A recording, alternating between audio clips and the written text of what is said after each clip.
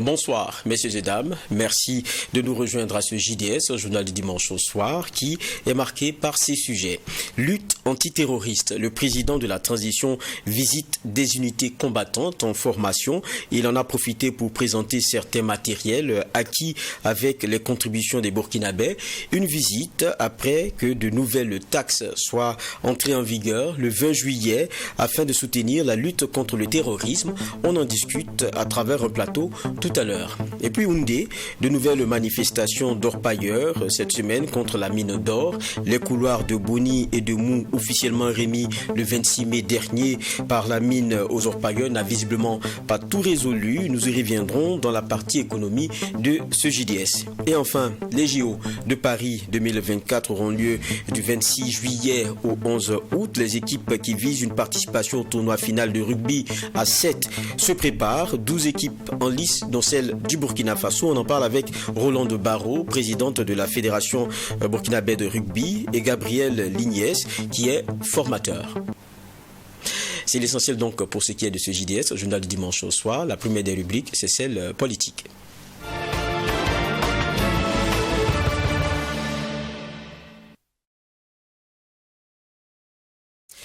Dans un communiqué signé hier samedi 22 juillet 2023, l'Union pour le progrès et le changement UPC informait l'opinion que son leader de la jeunesse dans la région du centre, membre de son bureau politique national et ancien député maire de Komsilga, Issouf Nikiema, a été enlevé par des hommes encagoulés à Ouagadougou le vendredi 21 juillet 2023.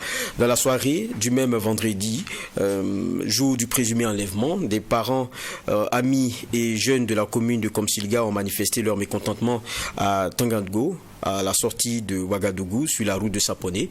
Et donc hier samedi 22 juillet 2023 au matin, malgré la pluie, les manifestants ont encore donné de la voix. Qu'est-ce qui se passe concernant ce dossier-là?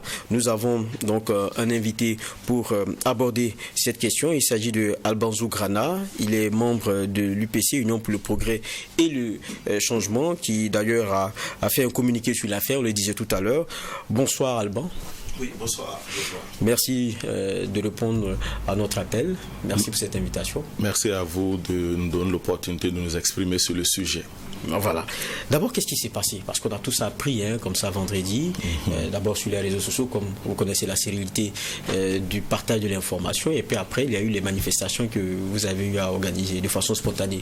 Dites-nous, qu'est-ce qui s'est passé concernant le maire? Alors, disons que dans la journée du vendredi, dans l'après-midi du vendredi, nous avons eu l'information selon laquelle le maire a été enlevé par des individus armés qui étaient encagoulés et qui l'ont percuté à l'arrière quand il se rendait à la mosquée, les obligeant ainsi à s'arrêter et profitant de l'occasion pour les amener de force.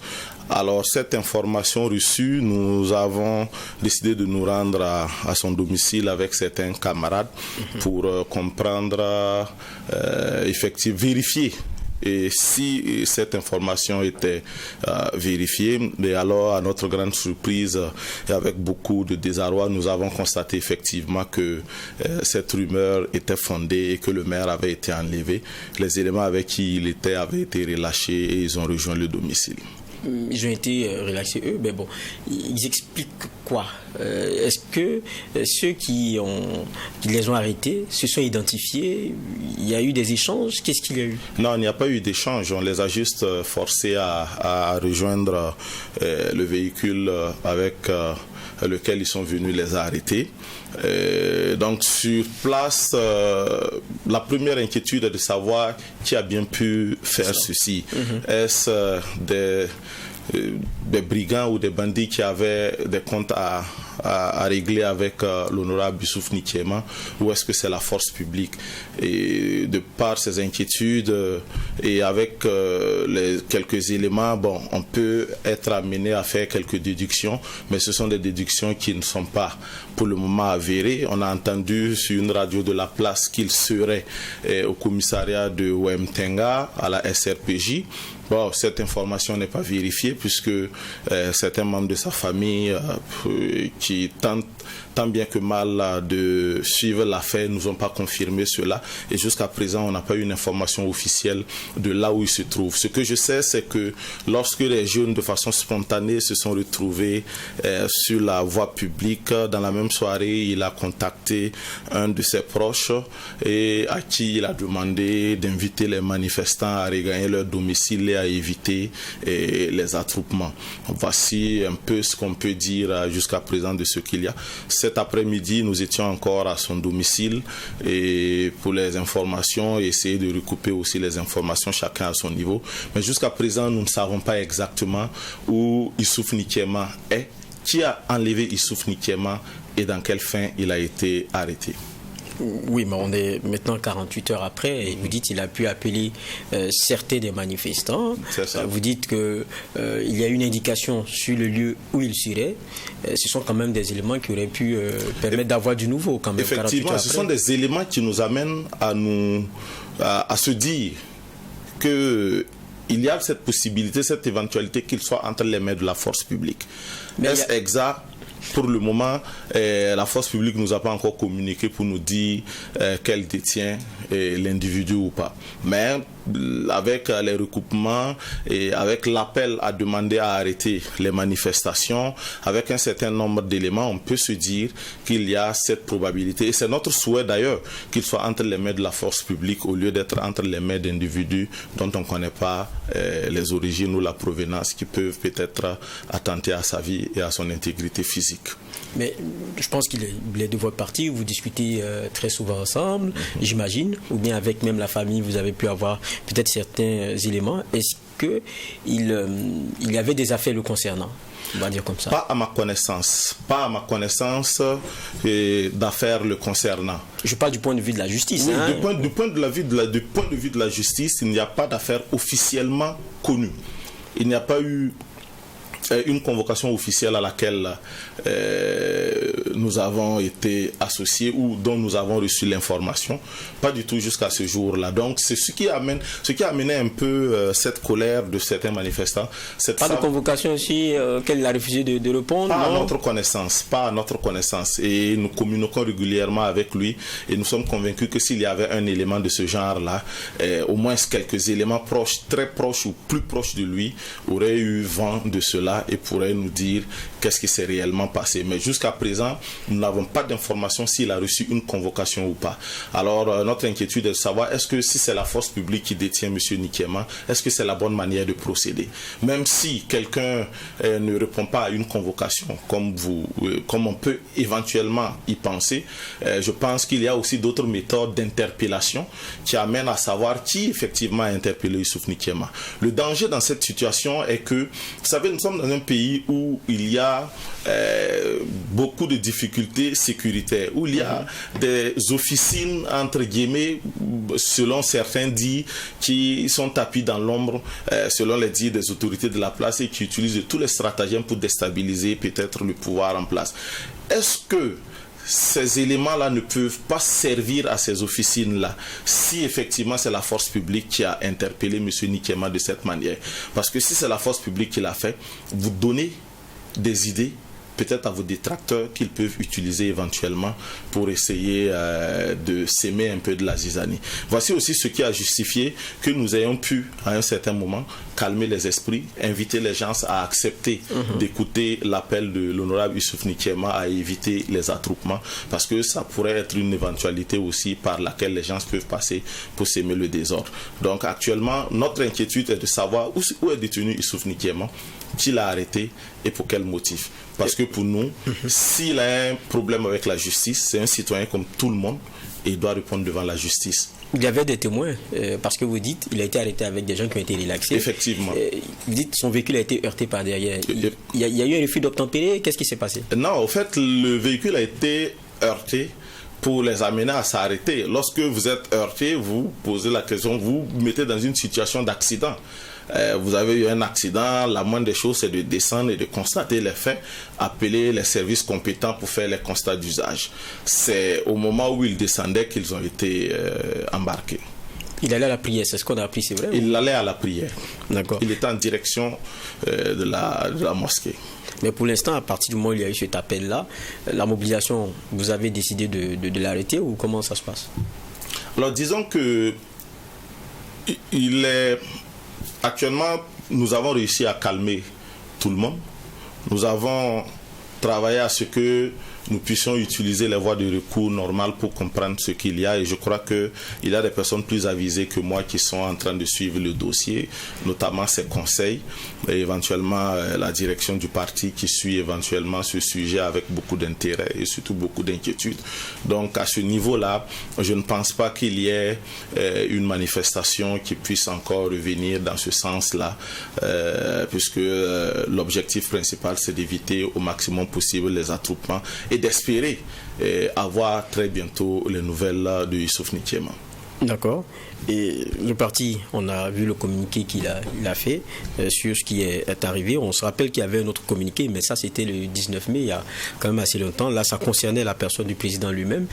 Après ce qui avait été donc relayé sur les réseaux sociaux concernant donc l'une de ses auditions, il l'a lui-même confirmé, c'était devant la division des investigations criminelles. Il n'a pas dit dans quelle affaire en tout cas, mais il a confirmé et qu'il a dit qu'il reviendrait donc si d'aventure il y avait une suite.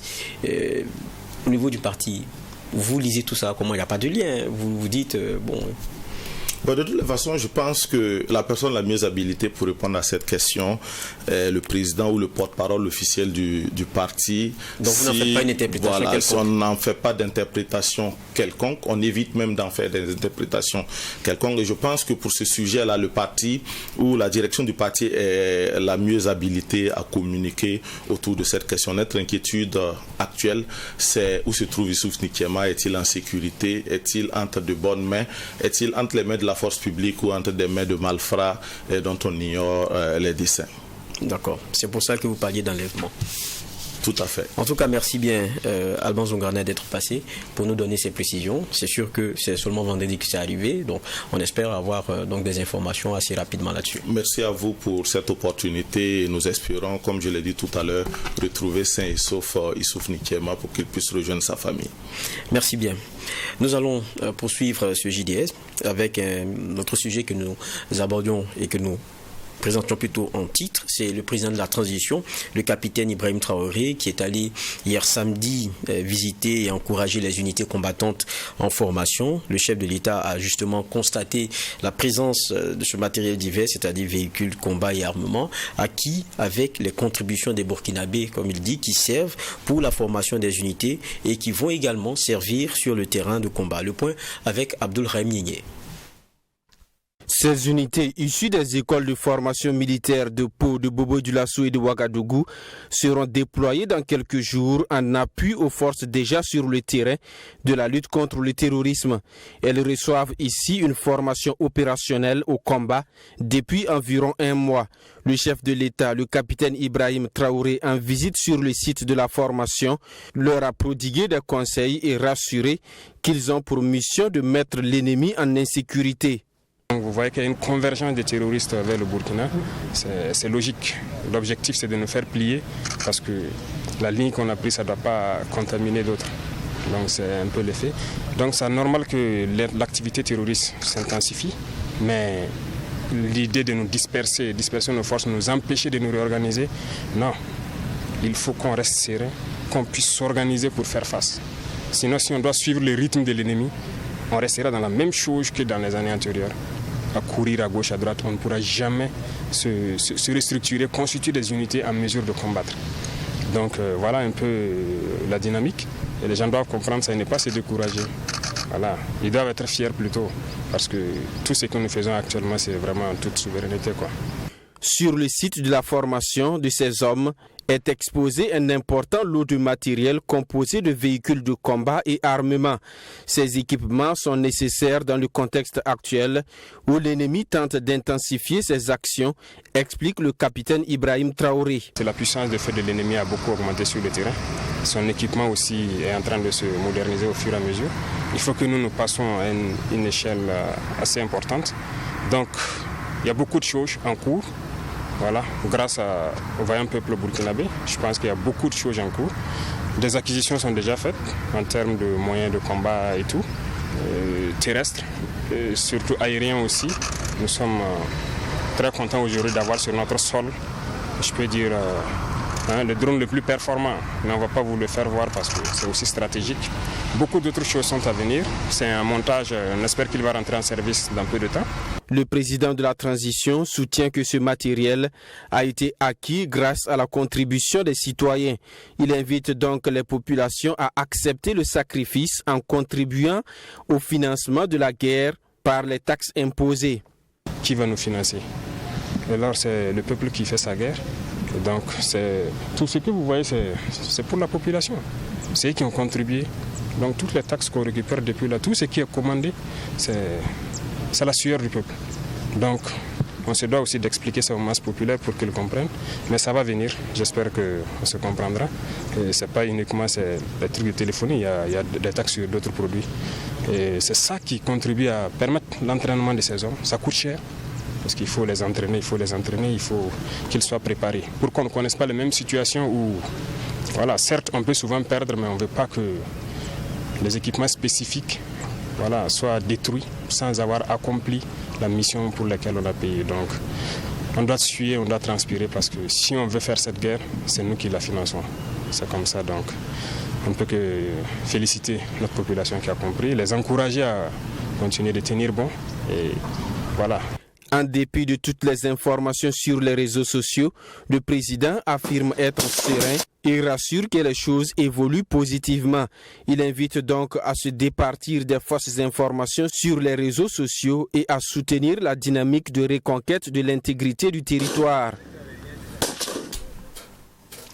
Le président qui a effectué cette visite, nous le disions, alors que de nouvelles taxes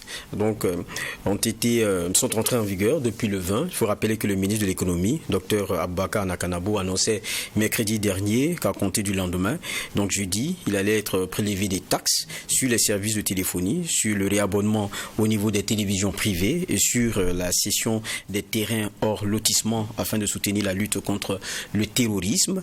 Il faut dire que le président tout à l'heure appelait donc les Burkinabés à donc être confiants. Il a présenté le fruit justement de cet effort-là.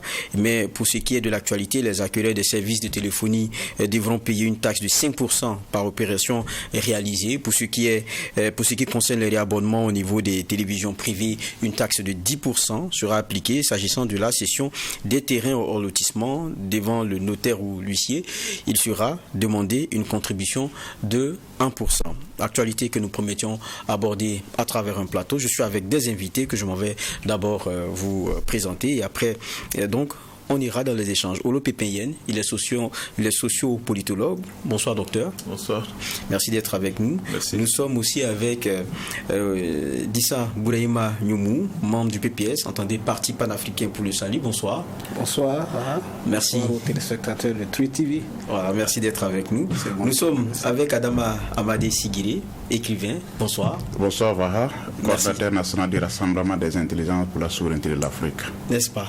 Merci d'être avec nous. Et puis, merci. Il y a aussi Adama Bayala, qui est le président du RENCOF, entendez Réseau national des consommateurs du Faso. Bonsoir. Bonsoir, Vaha. Bonsoir à toutes et à tous. C'est un plaisir de vous avoir ici, sur ce plateau. Déjà, première réaction. Après ce qu'on vient de voir, le président qui fait donc cette visite-là, d'abord, c'est les troupes, mais derrière aussi, il faut voir aussi une part communication, parce qu'il présente de l'armement acquis.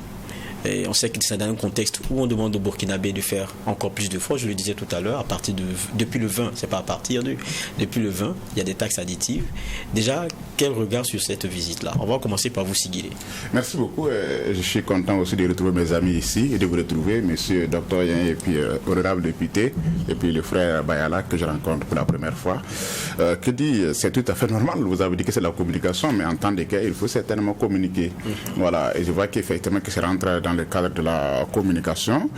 Cette sortie, moi je la félicite parce que le président ici, avant tout, se montre sincère et honnête. Ce que j'ai admiré ici, c'est surtout la sincérité et l'honnêteté.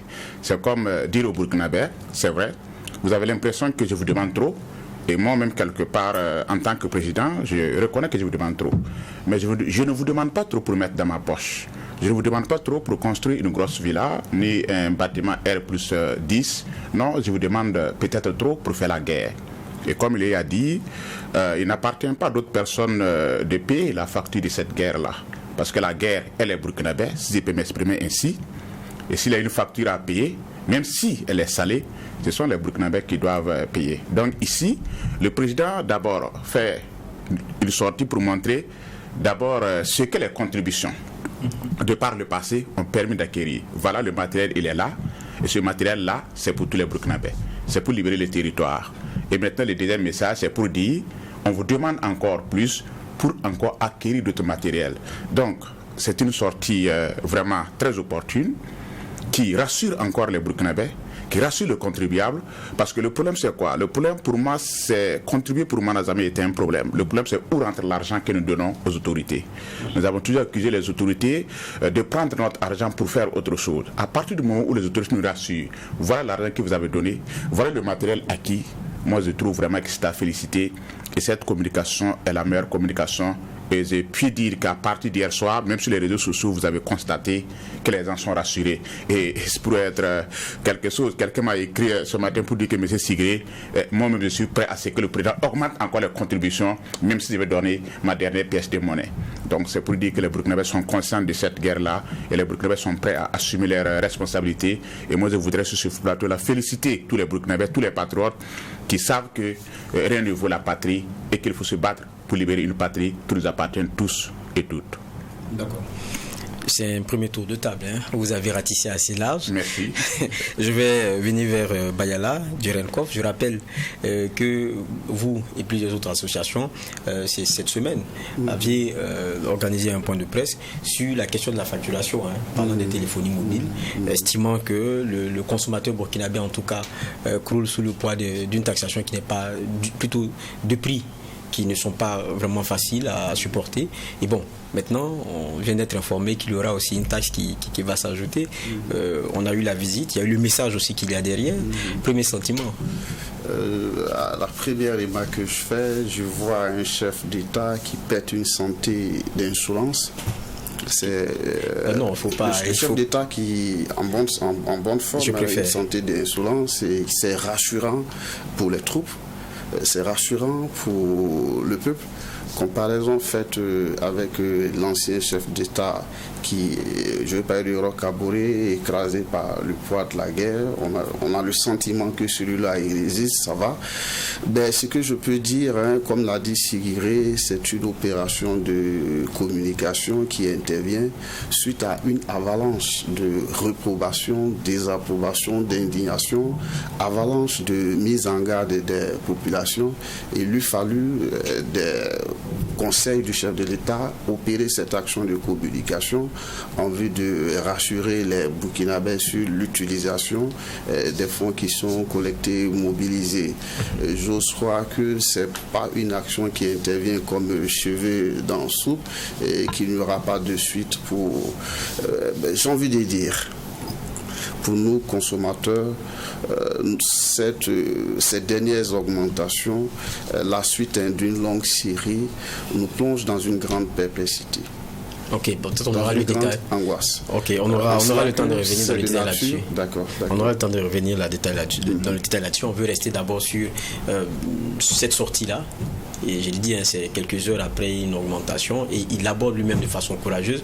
Docteur Lopepeyen, quel regard vous faites là-dessus? Communication peut-être bien faite, on va dire opportunité aussi de s'expliquer, ou bien démonstration d'être sensible aussi aux préoccupations des Burkinabés? Ok, merci. Bon, je pense comme mon ami Adaman Sigré l'a dit, d'abord on peut penser à une communication. Une communication donc en période de crise, en période de guerre, et dans le but de rassurer, et comme il a dit, et c'est aussi faire preuve de transparence. Et je pense que c'est le souci de transparence qui a plus animé les chefs de l'État. Et en présentant ici un échantillon, je suis sûr que c'est un échantillon, et de façon stratégique, militairement stratégique, quand même, on ne peut pas aller exposer tout l'arsenal de combat que nous disposons, mais quand même c'est un échantillon et c'est symbolique, et pour montrer ici à la population, et voilà un peu les résultats donc des efforts que vous avez consentis jusqu'ici, voilà, et c'est dire que nous apporter la preuve que l'argent a été utilisé effectivement pour ce pourquoi nous avons demandé le sacrifice. Et ça rassure et en même temps ça réconforte les troupes. Et ça, il faut le dire, c'est un chef de guerre, c'est un président du Faso.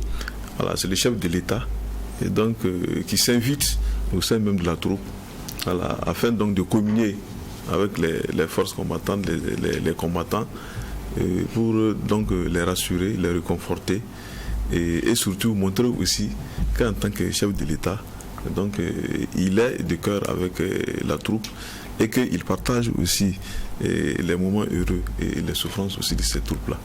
Et donc, je pense que, grosso modo, on peut dire que c'est une communication envers l'opinion publique, voilà, pour donc rassurer, voilà, et aussi se donner aussi les raisons de demander encore plus de sacrifices. Voilà, donc c'est comme ça, moi je comprends la sortie du chef de l'État. D'accord. Brima Nyoumou, toujours la même question. Merci Vaha. Vous savez, moi j'ai l'habitude d'abord de féliciter le gouvernement pour certaines actions.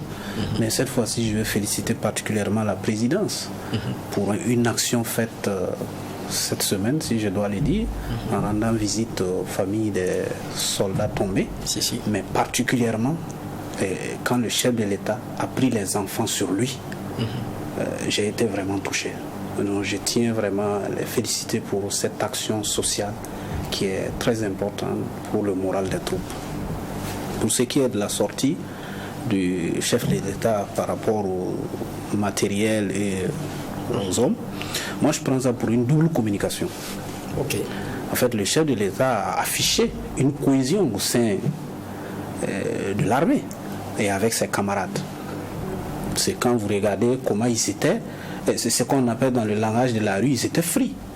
Parlaient comme, bon, en tout cas, voilà, ça sent un peu de l'enthousiasme. Ça, c'est un premier aspect. Ils présentent le matériel, donc, au peuple. On a acquis du matériel et on va se lancer. On va intensifier aussi notre action. Voilà comment moi je prends ça. Mais sauf que, là où moi je les attendais, c'était qu'ils disent que la population a contribué, mais ça semble sonner dans l'opinion que c'est la contribution qui a acheté. Je ne suis pas spécialiste du matériel militaire, mais je sais que c'est extrêmement coûteux, surtout si je veux être en phase avec Dr Olo, en disant que c'est un échantillon. Moi, je pense que c'est la part contributive qu'on devait faire sortir, parce que l'argent mobilisé jusque-là, je ne suis pas certain que ça puisse acquérir tout ce matériel qu'on nous a présenté, surtout que c'est un échantillon. Vous avez dit double communication. Vous les avez pris en compte les deux dimensions. Il y a la cohésion au sein des forces que j'ai ressentie avec l'attitude, en tout cas très enthousiaste de tous ceux qui entouraient le chef de l'État. Et puis bon, voilà. Évidemment, la question des chiffres, on l'aura compris. Moi, je vais revenir vers le RENCOF parce que là, on a tous dit communication et d'une certaine façon, je pense que le plateau est un peu d'accord. Mais c'est après qu'il y ait un effort supplémentaire qui soit demandé aux populations. Vous êtes ici celui qui a plus la casquette du consommateur. Si tout le monde ici est consommateur, ça c'est une réalité, mais vous êtes dans donc la défense des droits du consommateur. Comment, de votre côté, vous avez accueilli et comment vous avez lu ces nouvelles taxes-là qui ont été annoncées mercredi?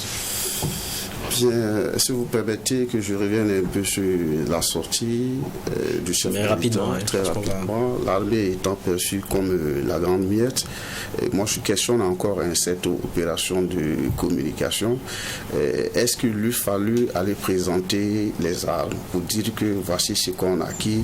Quand on fait référence un peu au reportage qui avait été fait il y a quelques instants sur les frappes des drones, pour moi en tant que communicateur, j'aurais peut-être préféré que, comme l'autre gouvernement se met en devoir de façon régulière de nous faire le point, tenez-vous bien, des contributions des contribuables. Et en janvier, on apprenait que c'était 7 milliards. Quelques temps après, c'était 20 milliards. Pas plus tard que quelques semaines, le ministre en charge de l'économie nous apprenait que c'était 30 milliards. Alors, nous aurions voulu qu'on cache nos armes et qu'on nous dise les fonds qui ont été mobilisés, collectés, ont servi à faire ceci, à faire cela, et nous montrer les secteurs dans lesquels ils ont été affectés, comme ils sont utilisés, sans nous montrer les armes. Cela étant dit. Oui, là-dessus, je pense aussi que c'est avec responsabilité que la communication elle est menée. Hein, parce que tout à l'heure, vous avez écouté le président, il a dit quoi? Il a dit, il y a des éléments. Il a parlé par exemple du drone qu'on ne pourra pas vous montrer. Ça veut dire que pour ceux qui sont dans l'art de la guerre, qui connaissent un peu les choses, il y a ce qu'on peut présenter et il y a ce qu'on ne peut pas présenter parce que c'est dans l'ordre de la stratégie. Et si vous vous amusez, vous risquez d'avoir après des soucis. Donc, est-ce qu'il n'y a pas cette réflexion-là d'abord? C'est ça. Mon cher Va, nous comprenons, hein, nous mesurons tout ça, mais j'ai envie de dire, et je ne cesse de le répéter, l'armée n'a pas d'obligation de moyens. L'armée a des obligations de résultats. Ça, c'est un autre élément. Mais la deuxième question alors que je vous posais, comment est-ce que vous avez accueilli cet acte-là? Quelle lecture vous avez fait de cette annonce-là? Par-dessus, hein, nos modestes et insignifiantes personnes, nos modestes organisations, comme je disais tantôt, il y a eu une avalanche d'indignation, de protestation, une avalanche de mise en garde. J'ai envie de dire, ce sont des taxes qui interviennent après une série qui sont de nature à renchérir et à plonger les consommateurs dans des situations précaires. Et tenez-vous bien que aujourd'hui, quand vous faites le constat, pour ce qui est de l'application, le ministère, nous avons rencontré la ministre en charge de la transition digitale qui nous a dit une opération de consommation, une taxe. Mais malheureusement, au résultat, les opérateurs de téléphonie mobile vont jusqu'à taxer doublement ou triplement les services. Vous souscrivez des unités, vous êtes taxé. Vous voulez les souscrire, les transformer en mégas, vous êtes de nouveau taxé. Et j'ai envie de dire, comme cela s'est passé avec les premières mesures portant augmentation des produits de grande consommation, sur la boisson alcoolique, la boisson alcoolisée, je vous prends deux petits exemples. Quand vous prenez l'exemple des sucreries, alors vendues à 400 francs, passez l'augmentation de 50 francs sur la sucrerie, vous allez dans les commerces, dans les boutiques, dans les alimentations, c'est selon la bouteille de sucrerie est vendue à 500 francs, voire 600 francs CFA. Problème de contrôle. C'est la même chose pour les consommateurs de bière. Vous prenez l'Ips par exemple, alors vendu à 500, ça va à 700. Excusez-moi. Donc, ce que j'ai envie de dire, il y a un problème de contrôle. Des mesures sont prises pour l'effort de guerre, mais le gouvernement n'assure pas le service après-vente, ce qui fait que c'est de nature à aggraver la situation qui est déjà difficile. Donc nous, en tant que consommateurs, par principe, nous ne pouvons pas applaudir. Mais qui ici, en tant que Burkinabé, patriote, ne voudrait pas que la guerre prenne fin? Qui ici s'érigerait contre la mobilisation des ressources pour venir à bout et bouter les terroristes hors des territoires? Je n'en connais pas, je n'en vois pas et je ne voudrais même pas en rencontrer. Sauf que aujourd'hui, nous estimons que les sacrifices qu'on demande aux consommateurs, aux contribuables, ça en est déjà trop. C'est assez. C'est trop, c'est assez. Sigiri. Oui, j'écoute M. Bayala avec beaucoup d'intérêt et je le comprends parfaitement. Voilà, on peut avoir l'impression qu'on demande trop aux contribuables. Les populations burkinabées souffrent. Mais ce que M. Bayala oublie est que nous sommes dans un contexte exceptionnel. Nous sommes en période de guerre. Il dit qu'on impose, les populations sont dans la précarité. Mais la plus grande précarité qui soit, c'est la guerre. Il n'y a pas une situation qui impose plus de précarité à une population donnée que la guerre. Et aujourd'hui, nous sommes dans un moment de guerre. Nous sommes dans une période de guerre. Qui va contribuer? C'est la question qu'on se pose. Je suis parfaitement d'accord avec lui qu'on a l'impression qu'on demande trop aux populations. Mais moi, je lui demande qui va contribuer pour faire la guerre si ce n'est pas la population. C'est ça le problème. On ne peut, dans une période de guerre, qu'imposer aux populations, la contribution aux populations. Et ce n'est pas seulement ici au Burkina Faso, dans tous les pays, même en France lors de la Seconde Guerre mondiale, que ce soit en Allemagne, aujourd'hui en Ukraine, ce sont les populations ukrainiennes qui contribuent pour l'effort de guerre. Même si effectivement il y a les alliés, mais les alliés font souvent plus de bruit que de contribution. Ici au Burkina Faso, nous sommes dans la même situation. Moi je suis parfaitement d'accord que nous souffrons, nous avons des difficultés et que les contribuables souffrent. Même que ce soit à Ouagadougou ici. Quand on rentre en ville, on sent un marasme économique. Et tout le monde sait que ça ne va pas. Mais moi, je me demande qui va contribuer si ce ne sont pas les contribuables. La guerre a fait que nous sommes dans une situation très très difficile. Et je suis de ceux qui pensent que nous devons contribuer pour vaincre la guerre. Si nous arrivons à vaincre la guerre, on peut retrouver une situation économique plus ou moins normale. Mais tant que nous sommes dans une situation de guerre, mais la situation va s'aggraver. Entre deux mots, je suis de ceux qui pensent que nous devrons choisir le moindre mal. Et le moindre mal, pour moi, c'est inviter les populations à contribuer. Même si chacun va donner sa dernière pièce. Et je le dis. Et je suis prêt à le faire. Je suis prêt aujourd'hui à donner ma dernière pièce. Pour que peut-être dans 6 mois, ou bien tout au plus dans 1 an, on arrive à un certain niveau de paix. Ou moi, Sigré, en tant que consultant formateur, je pourrais faire le tour des 13 chefs-lieux de régions pour donner ma conférence. Je gagnerai peut-être en 1 an, je gagnerai plus de 3 ou bien 4 fois ce que je peux gagner en 3 ans dans une situation de guerre. Aujourd'hui, je ne peux pas aller quelque part pour former les gens, en dehors de Bobo et Ouaga. Mais si je contribue et qu'on arrive à un certain niveau de stabilité, je pourrais reprendre normalement mes activités. Moi, je demande au Burkinabé de voir à ce niveau-là.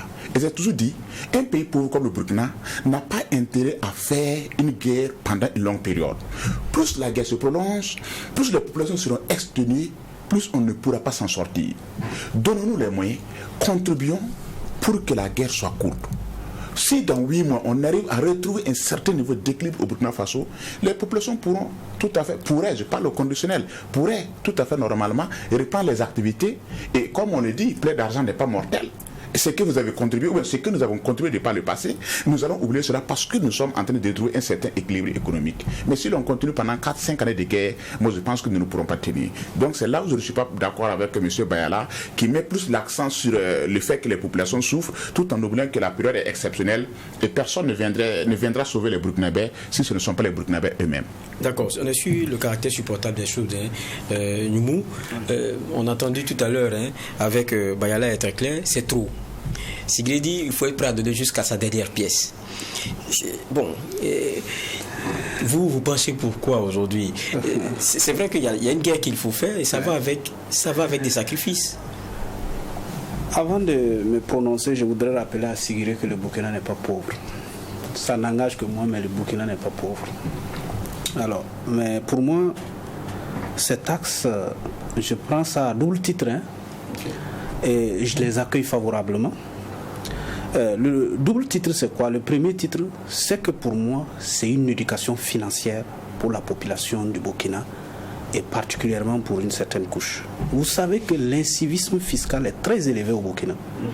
Si on fouille sur le plateau ici, c'est pas évident que nous 5 qui sommes ici, nous sommes à jour de nos taxes. Taxes de résidence, TVM et ainsi de suite, ainsi de suite. Ça peut être très conséquent.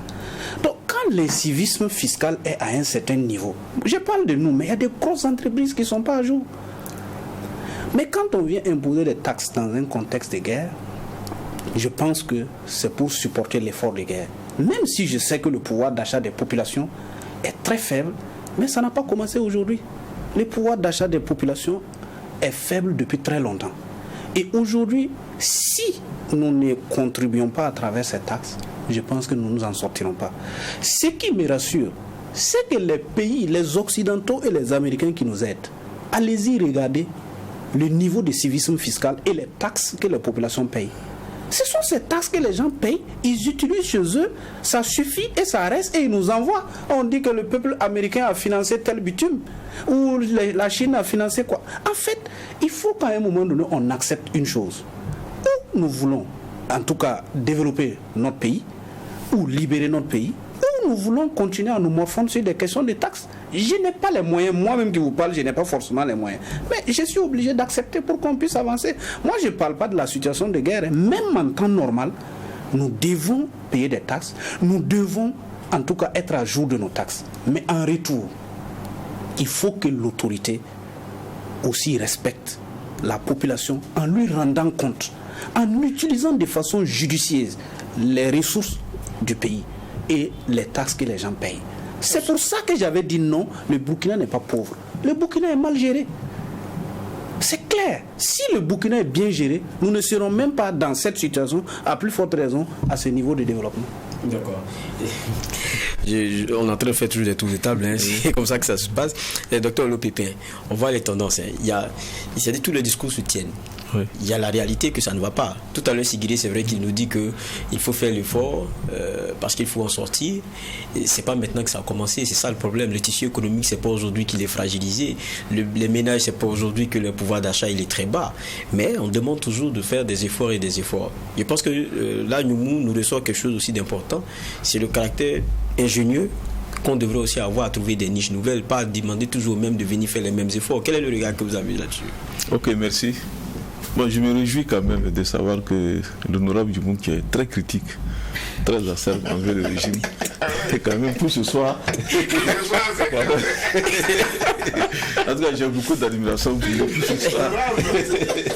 C'est vrai que ce soir, il ne rentre pas tout là-dedans. D'accord. Il n'est pas venu avec des flèches. Et effectivement, il a compris la nécessité donc de consentir des sacrifices. Et donc, je dirais que c'est peut-être un baromètre.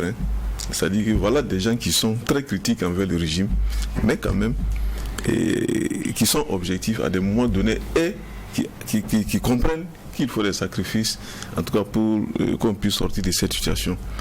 Et moi je dirais que dans toute lutte de libération nationale, il y a des sacrifices qu'il faut consentir.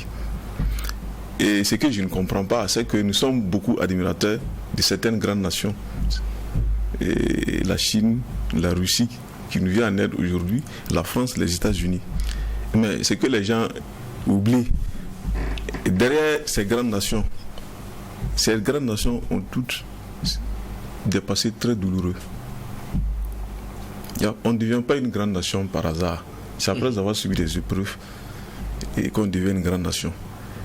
Et donc, et ce sont aussi les sacrifices, les grands sacrifices que les peuples arrivent à consentir, qui font de ces peuples-là des grands peuples et des grandes nations. Donc, je pense que nous devrons comprendre cela. Et maintenant, à ce qui concerne l'augmentation de ces taxes, quand on observe bien, je pense que ça ne touche pas trop des secteurs vitaux. Voilà, c'est sur la consommation, la téléphonie. Et je ne dis pas que ce n'est pas essentiel, mais ce n'est pas aussi des secteurs vitaux, des secteurs fondamentaux, et sans lesquels nous n'avons pas de vie. Voilà. Et donc pour cela, je pense que c'est tenable. C'est ceux qui ont les moyens de consommer ici certains objets et qui payent. Sinon, il y en a qui n'ont pas de téléphone, donc ça ne les concerne pas. Ouais, il y en a qui ne boivent pas la bière. Oui, mais combien de Burkinabés aujourd'hui voilà, oui. Combien de Burkinabés aujourd'hui ne possèdent pas de téléphone, ne se rafraîchissent pas. Oui. Maintenant, il y a un paradoxe.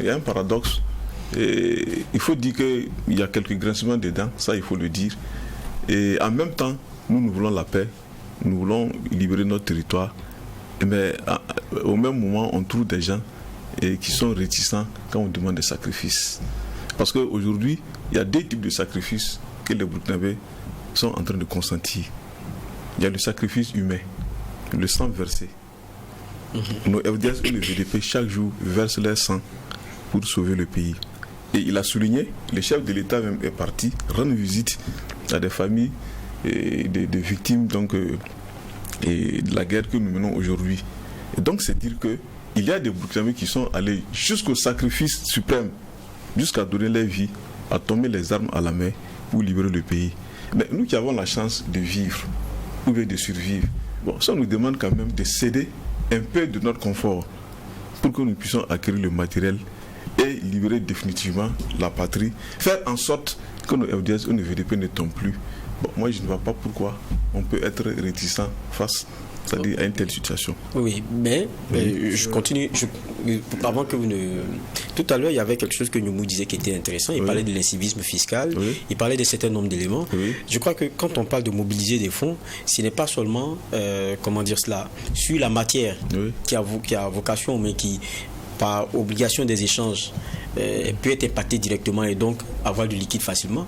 Mais il y a aussi l'effort d'être ingénieux pour trouver pas seulement des niches nouvelles, mais de rendre plus compétitifs les niches que nous avons déjà. Et ça aussi, c'est du rôle. C'est du rôle de notre exécutif aujourd'hui, c'est du rôle de l'État. Tout à l'heure, on a entendu le Renkov dire, par exemple, que quand il prend le cas de la téléphonie mobile, il y a une taxation qui n'est pas intéressante parce qu'elle fait subir le contre-coup de façon plus importante aux consommateurs, alors que ce n'était pas possible. Alors que on va dire que c'est le pouvoir d'achat qui diminue comme ça. On a l'impression qu'on va vers les mêmes, Parce que eux, c'est sûr que dans leur habitude de consommation, bon, sans compter, ils seront obligés de payer. Oui. Alors que quand on voit avec les rares, reste à recouvrir, on nous donne les chiffres qui sont importants. Tout à l'heure, il parlait des grandes entreprises. C'est des éléments qui sont importants. Mais là-dessus, par exemple, on ne sent pas une vraie dynamique. On ne sent pas des vrais points qui nous sont faits pour dire que sur ce qui existe déjà, voilà des efforts, voilà ce qu'on est en train de faire pour que ce soit plus productif et que ceux qui doivent payer le payent tous au même, à la même intensité. Oui, je suis parfaitement d'accord. Est-ce que ça aussi, ce n'est pas, ce n'est pas une réalité? Non, je suis parfaitement d'accord. Et si je dois le dire ici, je peux dire que c'est une répétition. Et je l'ai dit à plusieurs reprises. Même quand il s'agissait ici de lancer la première souscription, où j'ai eu à dire à plusieurs reprises qu'en plus du fait qu'on nous demande de constater des sacrifices, il va falloir aussi que l'État se donne les moyens de recouvrer tout ce qu'il doit recouvrer. Un État sérieux, c'est d'abord un État qui est capable de recouvrer tous ses impôts. C'est ça un État. Voilà. Donc, parmi les éléments fondateurs même d'un État, l'impôt, ça fait partie des éléments fondateurs de l'État. Donc, si aujourd'hui nous n'avons pas la capacité à recouvrir ici nos impôts, là, c'est quand même un défaut de gouvernance. Donc, je suis entièrement d'accord qu'il ne faudra pas seulement se focaliser sur les consommateurs, les citoyens lambda, mais il faudra aussi que l'État puisse redoubler d'efforts pour recouvrir ce qui doit être recouvré. J'ai toujours pris l'exemple sur le bâtiment locatif. Voilà un secteur jusqu'à aujourd'hui où l'État n'arrive pas à avoir une mainmise sur ce secteur. Mais alors que ça peut aujourd'hui créer de l'emploi. Mais imaginez si des bâtiments locatifs, les bailleurs hautes payaient leurs impôts, mais ça allait faire de l'argent, ça allait créer de l'emploi. Donc je suis d'accord qu'il faut que l'État aussi, à ce niveau, fasse des efforts pour recouvrir ce qu'il doit trouver et combattre l'incivisme fiscal par tous les moyens. D'accord, il n'y a pas que ça. Comme Lumou avait sorti l'idée, je vais lui permettre, je vais lui permettre de l'éclaircir davantage. Parce que je rappelle que sous par exemple, le Roch Kaboré, il y avait l'épineuse question. Je prends un exemple tout simple, parce qu'il y a l'utilisation parcimonieuse aussi des ressources que nous avons. Et puis comment est-ce que c'est redistribué? Il y avait la question qui fâchait des fonds communs. Voilà, aujourd'hui, à la faveur de ce qui s'est passé récemment, vous avez vu l'avalanche sur les réseaux sociaux, ils en ont encore parlé. Donc certains se disent, bon, il y a des éléments sur lesquels on pouvait aussi avoir courageusement l'option du levier. Mais c'est pour ça qu'on a toujours la même cible. Est-ce qu'on ne tire pas trop sur une corde? Numou, allez-y. Oui, bon, exactement, parce que finalement, il y a une poignée de personnes qui sont, en tout cas, cachées derrière l'incivisme fiscal, mais qui engagent beaucoup de millions. Et finalement, il y a beaucoup de choses qui sont sous le dos de la population. Mais ce n'est pas ça qui importe. Il parlait parfois du recouvrement. L'État dit pas, la loi dit que l'impôt est portable, mais pas quérable. Bon, je me perds peut-être dans les mots, mais c'est comme ça que les gens le disent. Peut-être que nous n'imaginons pas les sommes qu'on met dans le recouvrement. C'est important. Donc, si la population permettait à l'État de conserver ou d'économiser tout l'argent qu'on met auprès des agents de recouvrement pour aller recouvrir les impôts, peut-être qu'on allait gagner beaucoup. La question des fonds communs, moi je croyais que la transition allait s'attaquer à ça et puis bon, mettre fin à ça. Mais j'ai vu que personne n'en parle. Bon, ça, c'est des choses vraiment, il faut qu'on revienne là-dessus. Mais on pourrait aller trouver vraiment des fonds. Aujourd'hui, est-ce que le gouvernement s'est déjà assis une seule fois pour nous faire le point de l'exploitation minière, de l'or qui sort? Pourtant, on sait que mensuellement, l'or sort. C'est sur ça qu'on calcule le chiffre d'affaires des sociétés minières. Mais l'État ne nous fait pas de bilan populaire. Ils auraient pu faire un bilan populaire. Ah, dans telle mine, il y a eu telle quantité d'or qui est sortie. Dans telle mine, il y a eu, et voilà le global, voilà, c'est sorti, c'est comme ça. Ça, c'est des choses qui pourraient aussi rassurer la population. C'est la redevabilité. Et ça permettrait d'encourager les populations, même si je suis très favorable que les taxes qui ont été annoncées et qui sont déjà opérationnelles là, qu'on puisse le faire. Parce que ça relève de notre effort pour libérer notre pays, ça relève de notre effort pour développer notre pays. Ça, oui, allez-y, Bayala, après vous allez... je souhaiterais réagir quand on écoute les uns et les autres. In fine, on s'accorde à dire que c'est le consommateur final qui paye toujours, qui subit toujours. C'est un fait. C'est un fait.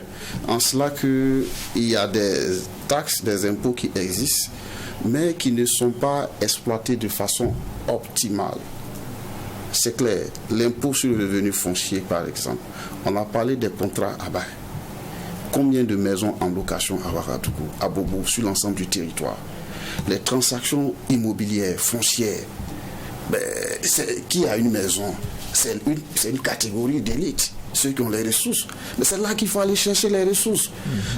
Le pauvre citoyen lambda, vous pensez qu'il ne fait pas déjà assez? Si, sous le MPSR 1 et 2, ça fait déjà 3 augmentations successives sur les carburants. Mais tout le monde sait, c'est pourquoi. C'est pour l'effort de guerre.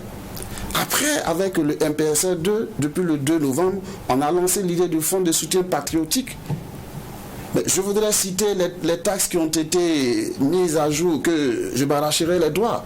Aujourd'hui, c'est 2 nouvelles taxes. S'il vous plaît, pouvoir d'achat, c'est vrai, le pays est riche.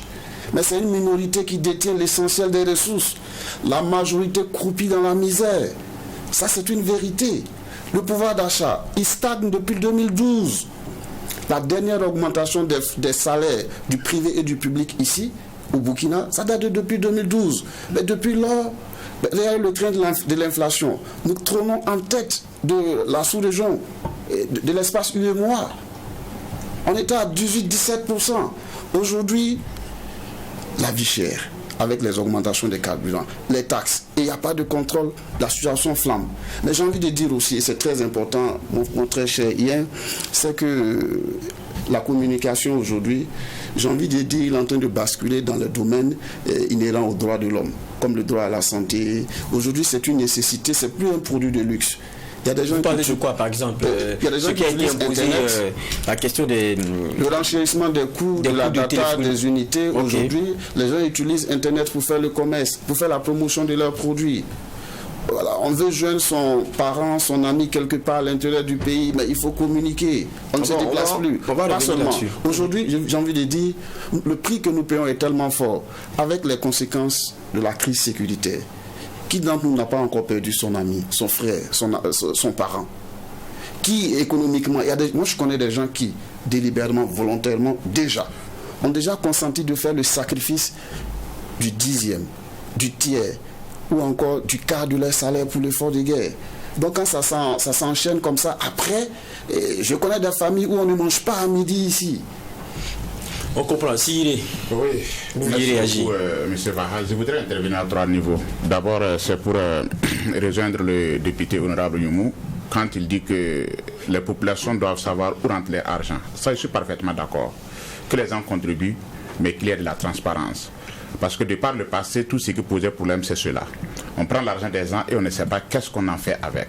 Il faudrait que le gouvernement se montre transparent. Il faudrait qu'au niveau de tous les ministères, on arrête les colloques, les conférences, les rencontres inutiles pour gréver le budget de l'État. Nous sommes en période de guerre et j'invite encore les ministres à être très regardants sur les dépenses de l'État. Je dis encore très regardants. Parce que rien que hier soir, j'ai eu des informations qu'à Koudougou, il n'y a pas d'hôtel. Parce qu'il y a des colloques et des conférences de gauche à droite. En période de guerre, il faut que les ministres arrêtent cela. Là, je suis parfaitement d'accord avec Honorable Youmou. Deuxième chose, en période de guerre, tous les citoyens doivent contribuer, pour moi. Il n'y a pas de citoyens si pauvres pour ne pas contribuer en période de guerre. Même le marchand ambulant qui tourne, on peut lui imposer quelque chose. Parce que le plus grand sacrifice en période de guerre, c'est ceux qui sont au front avec les kalash. Si quelqu'un peut se battre pour tomber, pour mourir, laisser sa femme et ses enfants, il n'y a pas de raison que quelqu'un qui vit à Ouagadougou ou bien qui vit quelque part dans un village refuse de donner 25 francs ou bien 50 francs. Non, mais sur le plateau, ça n'a pas été défendu. Que quelqu'un en a été exempté, ce n'est pas ça. C'est pas ça l'argumentaire. Non, j'aimais seulement l'idée pour dire que tout le monde doit contribuer, pour encore dire que ces taxes-là, chacun peut donner ce qu'il a d'une manière ou d'une autre. Le troisième point maintenant est que je suis parfaitement d'accord que tout le monde ne peut pas contribuer au même niveau. Parce que là encore, je reviens Youmou qui parle de l'incivisme fiscal. L'incivisme fiscal est une réalité au Burkina Faso. La dernière fois, moi, j'ai dit à un inspecteur des impôts, mais vous, les inspecteurs des impôts, vous ne pouvez pas vous asseoir dans vos bureaux et attendre que les gens viennent donner l'argent, viennent payer les impôts. Il faut sortir pour chercher l'argent, pour recouvrir l'impôt partout où se trouve l'impôt. Et là encore, c'est pour inviter encore le ministre de l'économie, le docteur Nakanabo, être vraiment très ingénieux. Imposer, c'est bien, mais il y a encore de lieux où je suis d'accord qu'on peut encore chercher de l'argent. Il y a des niches d'argent. Il y a beaucoup de gens au Burkina Faso qui gagnent des millions, pour ne pas dire des milliards, et qui ne donnent pratiquement rien. Et là encore, on ne va pas froisser les gens, mais il faut avoir le courage de le dire, mais c'est Vaha. Moi, je suis un enseignant. Si je prends peut-être mon collègue, qui est professeur de lycée en catégorie A1, et peut-être, je ne sais pas, qui a 300 000 francs ou bien 350 000 francs par mois, et qui doit payer, contribuer avec son salaire, alors qu'un autre fonctionnaire de l'État, qui est en catégorie A1, comme le même professeur, lui, il doit recevoir deux mois, 3 mois, 3 millions comme fonds commun. Mais soyons sérieux, ça pose réellement problème. Pendant que l'autre doit contribuer avec son salaire de 300 000 francs, l'autre a son salaire et il doit recevoir 2 millions ou bien 3 millions en catégorie A1 comme fonds commun en période de guerre. Il faut que le ministre Nakonabo ait le courage pour mettre fin à certaines choses. C'est de l'injustice en période de guerre. Même ça, le politique y a essayé, mais il a freiné un peu, mais il a harmonisé. Cette question, non, monsieur, je comprends parce que c'est une question très sensible et je suis même déjà en train de me faire des ennemis. Il faut reconnaître que je suis courageux, hein, quelque part. Félicitez-moi. Parce que ce n'est pas facile. Oui, merci beaucoup. Merci. Parce que le politique a essayé, quand même. On a vu ce que ça fait. Et on a un ministre comme Bassolma Bazé qui est bien au courant de la question. Oui, qui est bien au courant de cela. Mais le problème est que, monsieur Vaha, dans tout cela, est que actuellement, nous voulons finir avec la guerre. Et quand on voit les contributions qu'on demande aux populations, quand on voit l'effort qu'on demande aux populations, si la femme qui vend des mangues au bord de la voie doit aller recharger des unités à 1000 francs, avant elle chargeait à 1000 francs. Aujourd'hui, quand elle charge à 1000 francs, on lui ajoute combien, monsieur Bahara? 50 francs. Ça veut dire 1050 francs. Pendant que quelqu'un doit encore recevoir de l'argent pratiquement pour faire je ne sais quoi, boire de la bière ou bien je ne sais pas, franchement il faut reconnaître que ça pose problème. Donc le ministre doit être encore ingénieux pour encore chercher de l'argent quelque part. Il a de l'argent qu'on peut trouver encore quelque part pour supporter cette affaire de guerre là. Il a des millions pour ne pas dire des milliards dans la nature. Il faut inviter encore les inspecteurs des impôts et le ministre Nakanabo à réfléchir et aller chercher de l'argent quelque part pour qu'on puisse vraiment faire cette guerre là. Parce qu'il y a de l'argent quelque part. On a parlé donc des niches. Maintenant moi je veux aussi qu'on parle un peu communication. C'est vrai que ça a été la première question, mais on revient un peu très souvent là-dessus. Il y a eu le rappel du ministre lorsqu'il est venu mercredi pour annoncer que le lendemain les taxes devraient commencer à prendre effet. Il a dit quand même que ça, il faut se rappeler que c'est depuis le vote du 24 juin de l'ALT et puis la promulgation du 30 juin qui rendent donc ces contributions spéciales là possibles. Mais depuis, on a l'impression que on ne dit pas grand chose et puis les gens sont surpris qu'on les dise à un journal de la télévision nationale que le lendemain il risque d'être tapé. Et là c'est le président du Faso lui-même, pas le président du Faso, le président de la transition qui rattrape un peu les choses et même dans une partie de sa communication, il reconnaît que on pourrait peut-être faire plus voilà, dans la communication en question. Est-ce que c'est toujours lui qui va venir rattraper? Oui, merci M. Baha. Vous avez fait une très belle remarque. Et moi, honnêtement, j'ai fait la même remarque. La communication sur les augmentations a été mal menée. Effectivement. Et quand vous voyez effectivement cette sortie du président, c'est comme si quelque part c'est une sortie qui vient rattraper une communication qui a été mal menée. Il faudrait vraiment que de plus en plus, quand surtout des lois sont votées, que d'abord les populations soient au courant même des lois qui ont été votées. Et là, il faudrait que le gouvernement communique. Parce qu'effectivement, ça allait très vite. Hein. Je crois que le conseil des ministres, c'était le mercredi. Effectivement, le jeudi ou le vendredi, directement on a constaté qu'on fait recharge de 1000 francs, on voit qu'on demande 50 francs de plus. Les gens sont quand même surpris. Et il a fallu effectivement cette sortie du président pour essayer de rattraper les choses. Donc à ce niveau, on invite encore les membres du gouvernement, le gouvernement dans son ensemble, à essayer encore de mieux communiquer. Parce que les gens sont dans une période de guerre. Et comme Baïla a dit, il faut reconnaître que c'est pas facile. La vie à Ouaga, c'est dur. Hein. Nous tous qui sommes là, moi-même souvent j'ai faim. Voilà, ça ne va pas. Voilà, ça ne va pas. Donc, si vous, dans ce contexte, vous demandez aux gens de donner quelque chose, il faut communiquer pour que les gens sachent d'abord qu'est-ce que vous avez fait avec l'argent que nous avons donné, parce que de par le passé nous avons donné, et maintenant vous voulez encore cette somme-là pour faire quoi? S'il y a de la transparence, et là encore je rejoins le député Youmou, s'il y a de la transparence, de la clarté, de la sincérité, les gens sont prêts à contribuer. Et ce n'est pas le président seulement qui doit le faire, il faut vraiment que tous les membres du gouvernement prennent cela en compte et qu'ils sachent que sur toutes les décisions aujourd'hui, en cette période de guerre-là, ils doivent communiquer pour que les gens comprennent ce qu'ils veulent faire. Bon, j'avais une question de Bagala, mais allez-y, réagissez d'abord, docteur Olipépé. Justement, par rapport à la question de la communication, et je ne sais pas si peut-être tu te rappelles, j'ai toujours insisté là-dessus lors de mes interventions ici, parce qu'elle est très capitale. Voilà. Et le problème que cette mesure-là pose, c'est, je dirais donc, l'improvisation. On a eu comme l'impression que ça a été improvisé. Donc, il faut travailler quand on dirige un peuple, quand on dirige un État, il faut toujours tenir compte de la psychologie des masses. Ça, c'est très important. Et je pense que c'est ce qui a manqué dans l'approche. Le problème qui se pose, ce n'est pas les montants qu'on demande, mais c'est surtout la méthodologie, la question de l'approche. Et j'ai toujours dit, ça dit que la question de l'encadrement des masses, c'est très important. Il ne suffit pas ici d'organiser des meetings de soutien à Ouéghua et à Gawa, où pour dire on soutient la transition, on est pour des réformes constitutionnelles et autres. Oui, il s'agit ici de communiquer avec les masses à la base. Et je l'ai dit, pour leur faire comprendre d'abord les enjeux et que les masses soient préparées ici à tous les sacrifices que leur engagement doit nécessiter. Et ce travail n'est pas fait. Il ne suffit pas d'aller dans les chefs de la région, réunir les forces vives et dire non, faites des propositions pour des réformes politiques. Mais il faut une préparation au niveau des masses et ça va contribuer à élever le niveau de responsabilité. Parce que si nous voulons être souverains, nous voulons rester dignes, nous ne voulons pas être dominés, mais il va falloir que aussi on travaille les masses, on prépare les masses à consentir le sacrifice que cela doit nécessiter. Moi, si j'étais à la place de ceux qui dirigent, avant même de prendre ces mesures, j'allais poser le plan au niveau de la base. C'est-à-dire que enclencher un processus pour impliquer les masses aux prises de décisions. Ça, c'est très important. Et c'est ce que ce régime n'arrive pas à faire. Parce que, qu'est-ce qui se passe? Si, par exemple, nos gouvernants avaient posé le problème des sacrifices à la base, ça avait suscité un débat. On demandait même aux populations de faire des propositions. Mais le Premier ministre a parlé de couverts. Même sur la Constitution, il a dit qu'il allait aller jusqu'à ce niveau. Ça, c'est la base. Oui, nous avons besoin. Non, quand je parle de la base, là, aller dans un chef de religion, réunir les OSC et autres, là, dit de faire des propositions de réforme, c'est pas ça la base.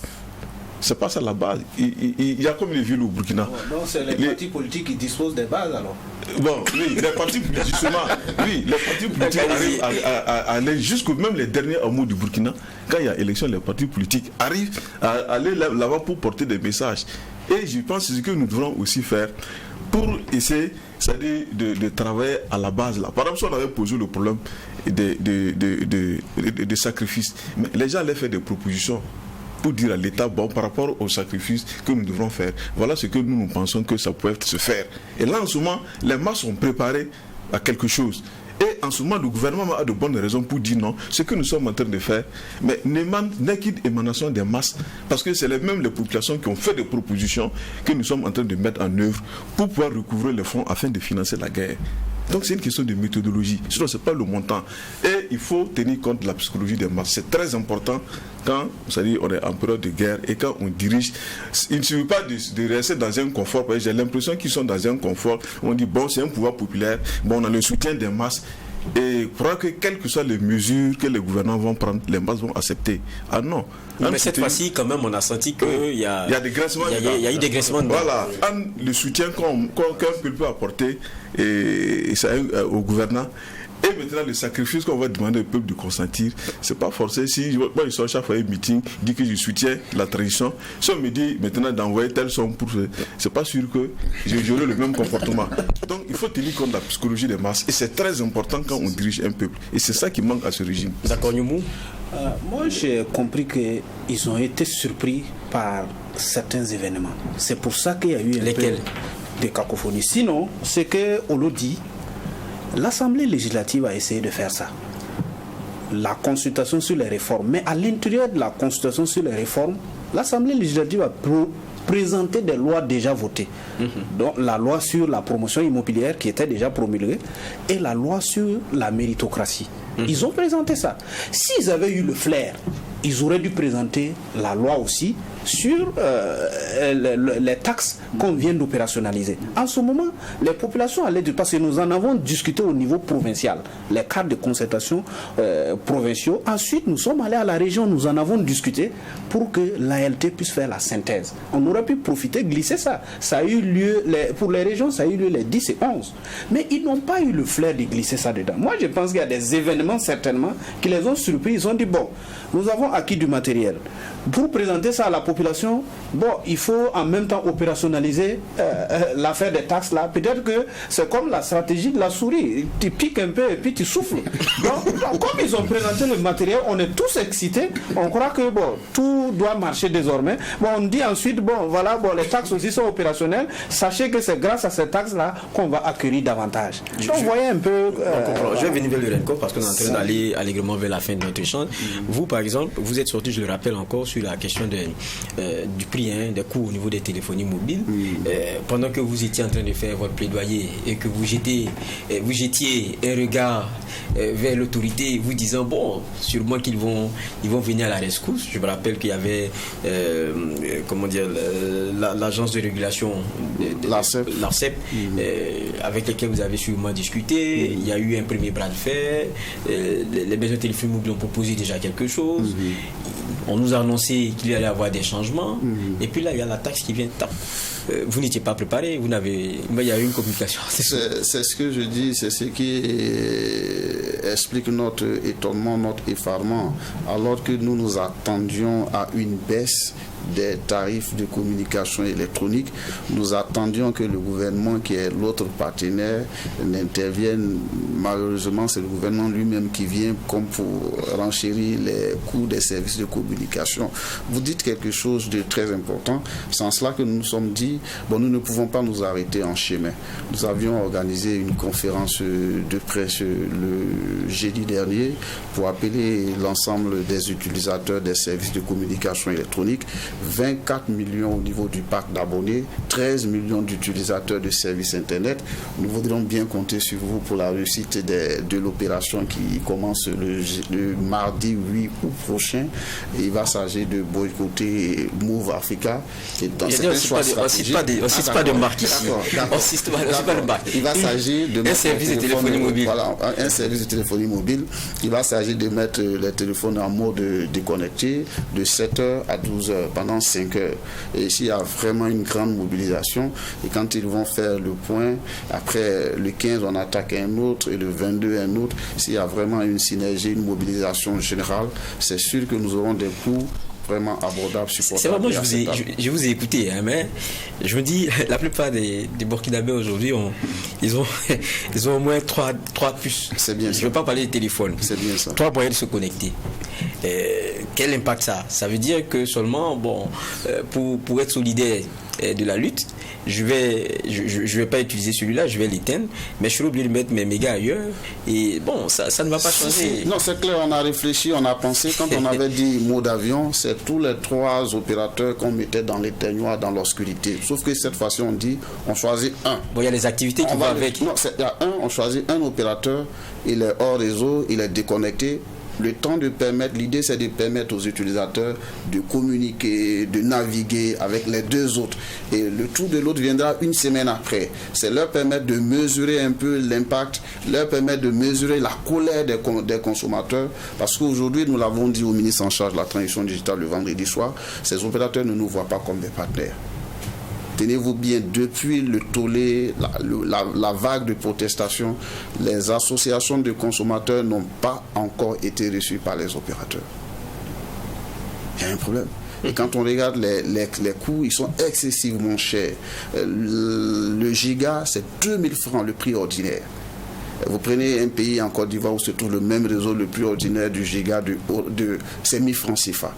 Et quand il y a les offres promotionnelles avec 3000 francs, vous avez 7,5 gigas frappés. Ce sont 10 minutes d'appel vers les autres réseaux sans frontières. Ce qui n'est pas encore d'actualité chez nous. Il y a un problème qu'on fait. Donc il faut que nous nous mobilisons pour assurer le succès de cette campagne de boycott. Une week-end que je permettais, parce que vous avez fait ce point de presse, je voulais qu'on comprenne un peu plus. Je vais revenir sur notre sujet du jour, mais ça sera sur la dernière question pour pouvoir finir et c'est en tour de table. On a parlé de l'effort, on est tous d'accord ici, chacun à son niveau devrait pouvoir en tout cas contribuer.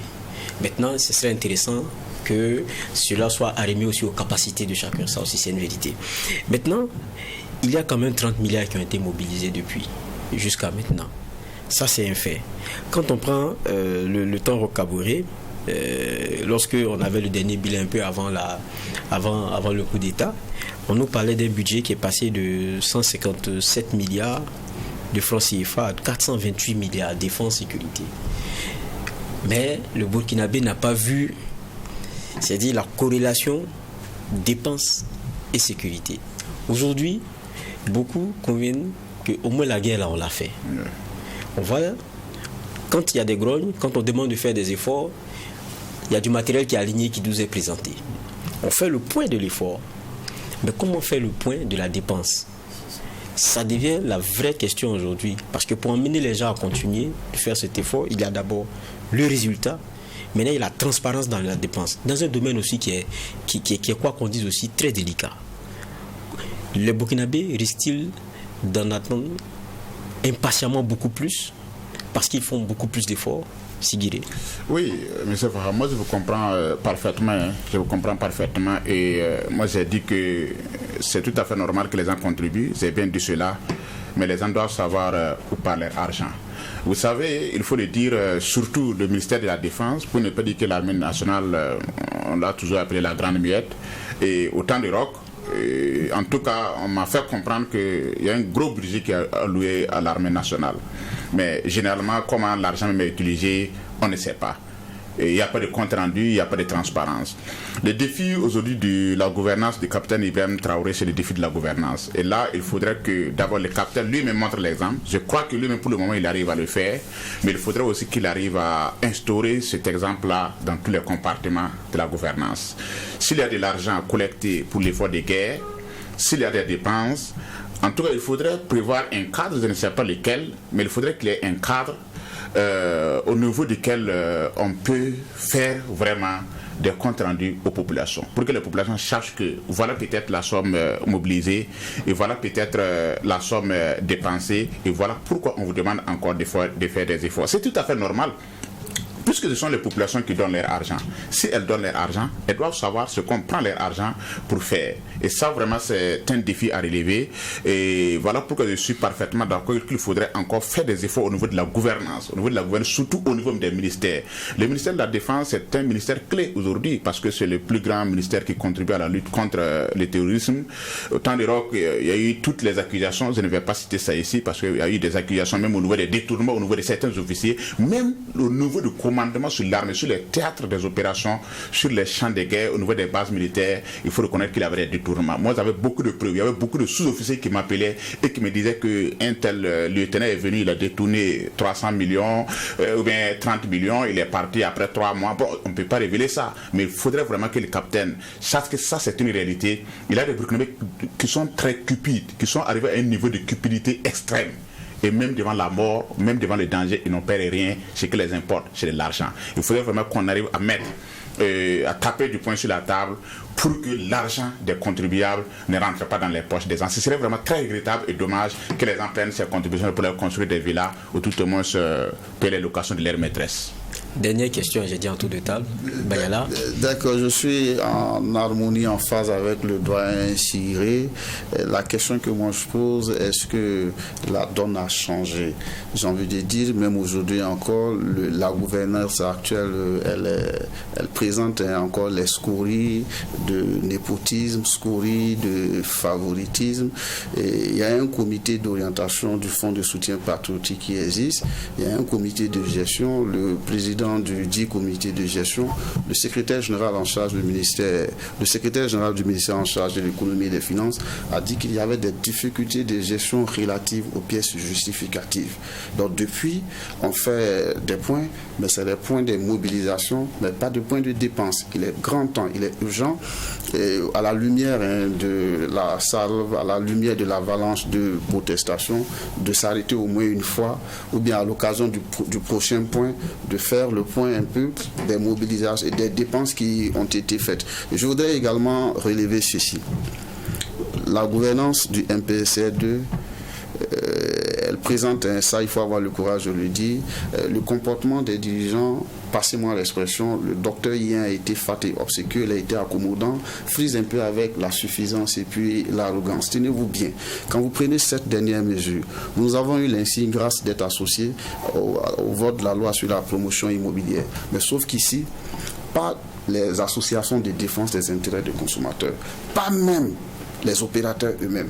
Il lui était intéressant, comme vous l'aviez dit tantôt, d'associer l'ensemble des porteurs d'agendas sociaux, pas seulement les partis politiques, les syndicats, les associations, le patronat, de sorte que les mesures qui viendront à être prises soient acceptées, consensuelles, suscitent, engagent la mobilisation générale. Mais aujourd'hui, je vous assure que les gens réfléchissent dans des officines un matin et puis on applique après. Il faut comprendre que les gens soient horripilés, les gens soient mobilisés contre. On va pas refaire le débat.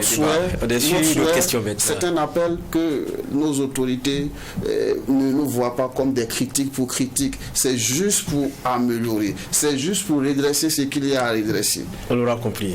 Docteur Lopé-Payen, toujours sur la même question. Parce qu'aujourd'hui, tout le monde fait l'effort. Maintenant, on a la mobilisation. Certains veulent maintenant mieux voir dans la dépense, pas de façon spécifique. C'est clair que c'est un domaine qui est bien difficile, mais il y a des organes qui ont pour rôle le contrôle. Quelquefois, on les entend moins sur la question de l'armée. On ne sait pas trop pourquoi. Le président lui-même a parlé des milliardaires au sein de l'armée. Je ne sais pas si on a encore eu une vraie suite par rapport à cela. Quand Sigrid dit qu'il sait, et il a des dossiers sur des gens qui se sont permis certaines choses, mais je ne sais pas si depuis on a des procès là-dessus. Bon, je veux dire, c'est ça aussi la réalité. Oui, effectivement, il y a une suspicion quasi généralisée sur la gestion financière.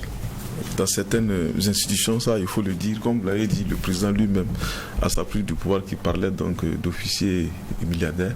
Voilà, donc du coup, et quand on apprend ici ces genres d'informations, des déclarations, et quelque part le citoyen peut être un peu dubitatif, sinon même réticent ici, à aller jusqu'à un certain niveau de sacrifice. Voilà, quand il s'agit donc de faire une contribution dans l'effort de guerre. Ce qui est normal. Et aussi, il faut dire que même si aujourd'hui on prêche ici le renouveau, c'est-à-dire que si on estime que nous devons aller vers l'émergence d'une société nouvelle, mais il faut dire que il y aura toujours forcément des pratiques anciennes, la persistance des pratiques anciennes, des régimes corrompus, voilà, qui vont toujours continuer donc, à être, je dirais, présents dans nos comportements habituels. Voilà. Donc, et c'est pour dire qu'il faut travailler donc, et à recenser ces tares et à les combattre, comme l'avait dit. Ce que ce peuple demande, c'est un peuple qui n'est pas aussi compliqué, mais c'est un peuple qui aime vraiment la transparence et la justice. Ça, il faut le dire, c'est ce qui caractérise surtout le peuple burkinabé. Pour peu qu'on fasse l'effort d'être transparent dans notre façon d'être, dans nos rapports avec les masses, dans nos rapports avec les fonds publics, je vous dis qu'il y a des gens qui seront prêts à aller au-delà des sacrifices qu'ils ont consentis jusqu'aujourd'hui. Mais comme je l'ai dit, nous traînons des tares, donc des anciens régimes qu'il faut travailler à corriger. Maintenant, je me dis que nous sommes dans un processus, et peut-être pour ceux qui pensent qu'il faut faire un bilan, un point, et je dirais que lorsque nous sommes dans un processus, et je ne doute pas un instant que ceux qui dirigent n'ont pas le souci qu'à la fin, il va falloir faire un bilan. Voilà. Et ça, au moins, ça, c'est un minimum, c'est élémentaire. Si vous demandez aux gens de souscrire, à un certain moment, il va falloir faire le point. Il ne suffit pas de sortir dire à telle période, nous avons pu recueillir tel montant et tel montant. Et je pense qu'en fin décembre, il serait intéressant qu'on dise au peuple, voilà votre contribution là, ce à quoi ça a servi, sans dire précisément peut-être ce qu'on a payé. On ne va pas demander quand même à nos officiers de nous dire quel est exactement le matériel militaire qu'ils ont payé. Voilà, ça serait quand même de certaines questions de secret de dépenses. Mais dans une certaine proportion, on devrait savoir ce qui concerne les dépenses faites là, il va falloir qu'il y ait une transparence pour rassurer les citoyens afin donc de les mettre dans une situation confortable qui puisse les permettre d'apporter au mieux les contributions à l'effort de guerre. Ok, nous pour terminer. Merci Bahal. Moi, je retiens une chose, c'est que l'armée, c'est la profession qu'on n'intègre pratiquement jamais si on ne valide pas une enquête de moralité. Et si je ne me trompe pas, la gendarmerie a à charge de faire toutes les enquêtes, y compris les gendarmes eux-mêmes, avant de valider leur intégration. Donc je suppose que c'est des personnes de bonne moralité qui sont dans l'armée. Mais une chose aussi est sûre, c'est que les populations refusent d'accepter que nous sommes passés d'une armée de l'époque de nos grands-parents et de nos parents à une nouvelle armée de jeunes officiers instruits ayant d'autres types de compétences. C'est pas comme à l'époque de nos parents où on venait, tu pars uriner, tu viens, on dit l'urine est bonne, alors tu es militaire. Bon, ça, aujourd'hui, il y a des médecins militaires, il y a des ingénieurs militaires, je pense que le président lui-même, il est géologue. Vous comprenez avec moi qu'à l'intérieur de l'armée, il y a des compétences. Et normalement, quand on combine ces compétences avec les enquêtes de moralité qui sont faites, on devait avoir une armée républicaine qui devait être le reflet de la bonne gouvernance et de la discipline. Mais vous comprendrez avec moi qu'aujourd'hui, nous avons aussi une armée qui a pu embrasser un peu la bourgeoisie. Mais moi, j'ai 4-5 mini-villas, j'ai des immeubles. Ça pose quelques difficultés lorsque je vais entretenir tout ça. Donc du coup, si j'ai la capacité peut-être de prendre à quelque part, je vais prendre. Mais ce que moi, j'ai dit que les populations doivent accepter, c'est de laisser l'armée s'enfermer, devenir une armée républicaine, régler les comptes et nettoyer à l'intérieur pour que l'armée soit le reflet de la bonne gouvernance. Parce que c'est là où la discipline est claire et nette et la hiérarchie est claire et nette. Mais depuis un certain temps, vous comprendrez avec moi que la hiérarchie, il y a un chevauchement. Ça pose énormément de problèmes. Et c'est ça qui joue sur non seulement la bonne gouvernance, mais aussi même l'absorption des ressources mises à la disposition de l'armée. Au moment où j'étais député de la 7e législature, on a demandé un bilan à mi-parcours de l'utilisation des fonds. Je peux vous garantir qu'à l'époque, l'armée n'avait même pas utilisé 30% des fonds qu'on avait mis à leur disposition. Ça pose énormément de problèmes. Les gens préfèrent là où, peut-être c'est facile, les fonds de fonctionnement, où on peut facilement gérer. Mais les fonds de commande où on avait des difficultés pour passer des commandes, peut-être que les gens, c'est quand c'est clair, on fait la commande. Bon, ça c'est des spéculations. Mais ce que moi je demande, c'est qu'on laisse l'armée se retrouver, être une armée républicaine, être le reflet de la bonne gouvernance, de la discipline et du respect de la hiérarchie. En tout cas, merci. Merci à vous, Boulema Nimou. Vous êtes du PPS, Parti panafricain pour le salut. On a un autre sujet tout à l'heure sur lequel on va vous garder pour juste quelques minutes. On va dire aussi merci à Dr Lopé Yen, sociopolitologue, d'être passé sur ce plateau. Merci aussi à vous, Adama Amadé Sigiré, écrivain. Merci d'être passé sur ce plateau. Adama Bayala du RENCOF, merci aussi d'être passé. On va clore cette première partie et puis en ouvrir une autre, c'est celle économique.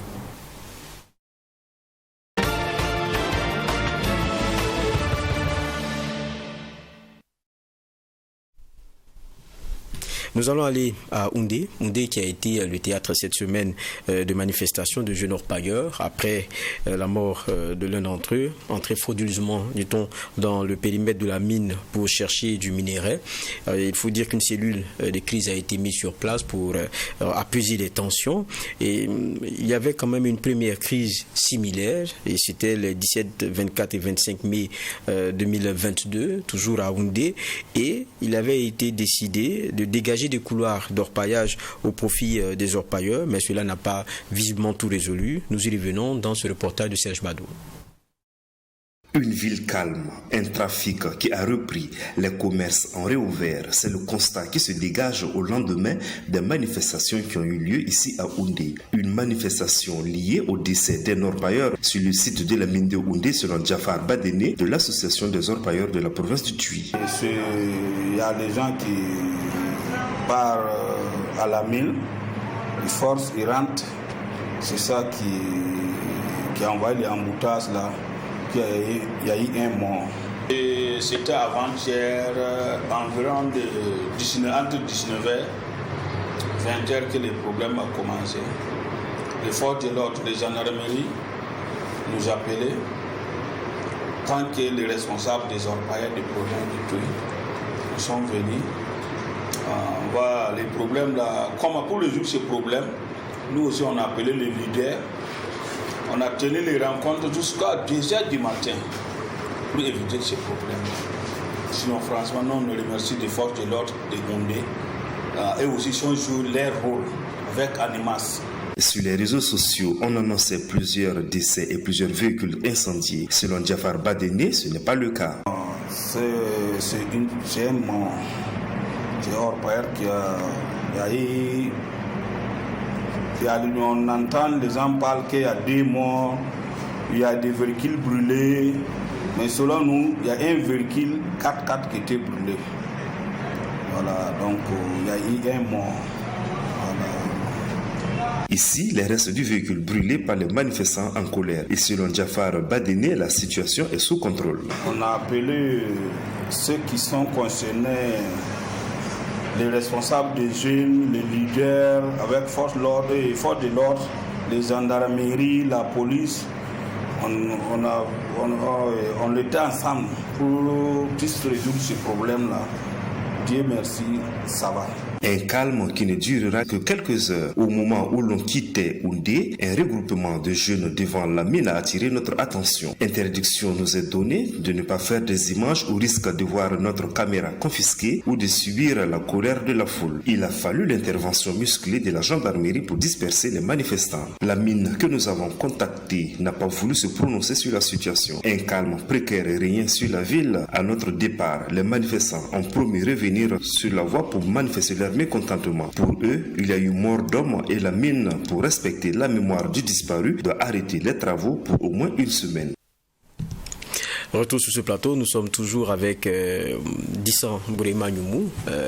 Vous avez été député maire de Houndé, donc vous connaissez très bien cette question-là. C'est pas la première fois que cela arrive, ces heures-là. Et on se rappelle, je le disais, les 17, 24 et 25 2022 à Houndé. C'est vrai que vous n'étiez plus député maire, mais vous avez été impliqué dans la solution qui avait été trouvée. Mais c'était pas facile.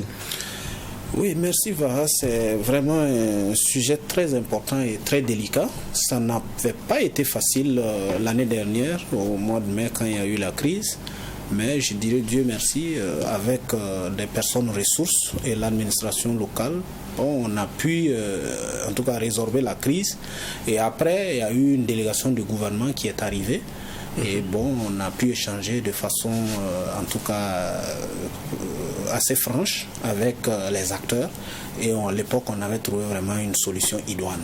Mais ce qu'on ne comprend pas au fond, c'est qu'on se dit que la mine a un territoire bien défini.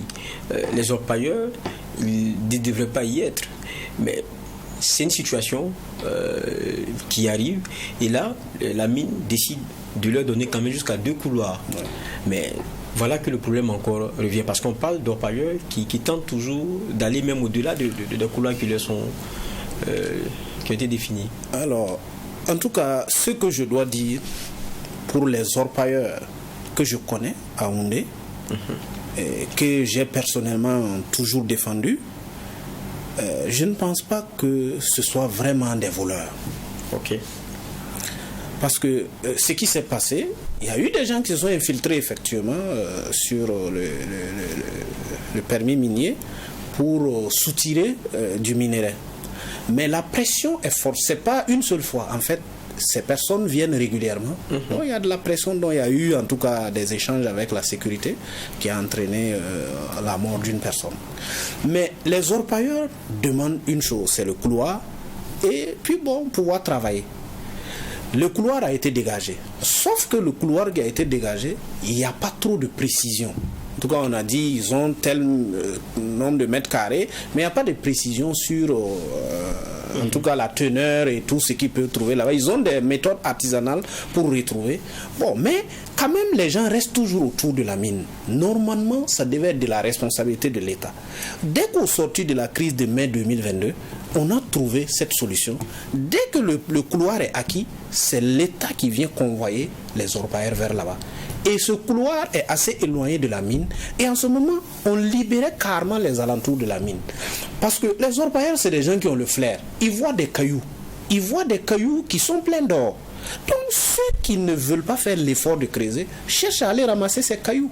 Et la mine aussi ne peut pas quand même laisser les minerais qu'ils ont exploités, déposés, qu'ils doivent amener à l'usine pour traiter, ne peut pas les laisser venir ramasser. Donc vous voyez que c'est comme quelqu'un qui a envie de quelque chose, qui le voit à portée de main, il a tendance à aller prendre. Ça peut ne même pas être des orpailleurs, ça peut être des simples citoyens qui pensent qu'en prenant le caillou, je peux aller casser. Sinon, les orpailleurs ont toujours demandé un couloir, on leur a donné un couloir, ils s'organisent pour y aller, mais c'est l'État qui doit accélérer l'organisation. Voilà comment moi je peux décrire la situation.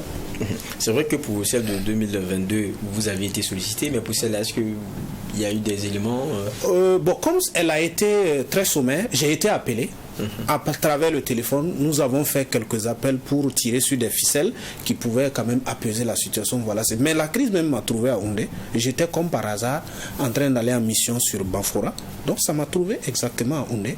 Et bon, les quelques personnes que je connaissais, on a essayé de comprendre, apporter notre appui pour que ça... C'est pour ça que ça s'est passé en une journée.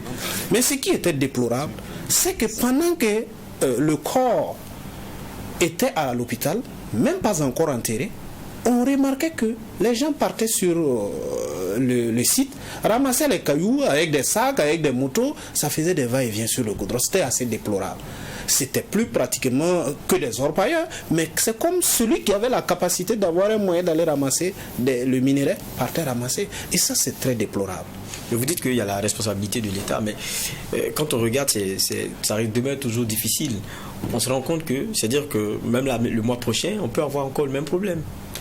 Oui, naturellement. Ça, on peut même avoir pire que ce qui s'est passé. Parce que je dis qu'il y a une tentation. Les gens sont là, ils observent. Le pouvoir d'achat est faible. Les gens croupissent un peu dans la pauvreté et ils voient du minerai qui est déposé. Mais c'est à l'État d'encadrer tout ça. C'est à l'État d'encadrer. Les orpailleurs appartiennent à l'État. La société minière a la bénédiction de l'État aussi pour s'installer. Équilibrer les choses et les gens seront vraiment... Mais vous dites équilibrer comment? C'est ça la grande question. J'ai dit l'État avec la société minière, ils ont trouvé un moyen de trouver un couloir. C'est l'État qui doit évacuer les orpailleurs vers le couloir. Le couloir est à près de 20 km de Houndé. Okay. Et ça, il faut le notifier. Mais l'État a une structure qui s'occupe spécialement des orpailleurs, l'ANEMAS. Et vous voyez, l'incident se passe au moment où on est en train d'organiser la journée de l'artisan minier. C'est cela, à Gawa. Il y a quelque chose qui ne va pas à quelque part. Et moi, je ne peux pas, un partenaire ne peut pas venir réguler la sécurité, l'organisation de l'exploitation des biens. C'est l'État qui organise tout ça. La société minière est un partenaire de l'État.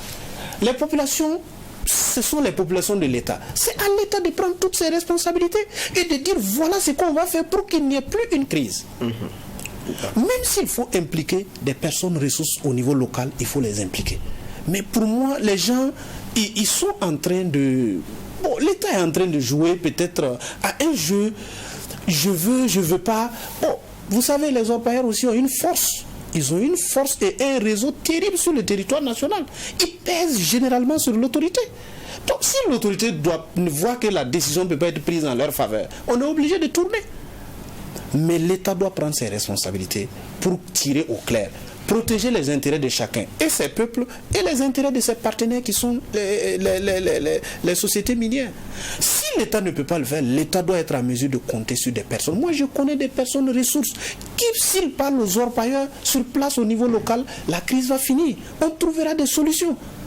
On trouvera énormément de solutions. Et il y a des solutions techniques qui sont sur la table.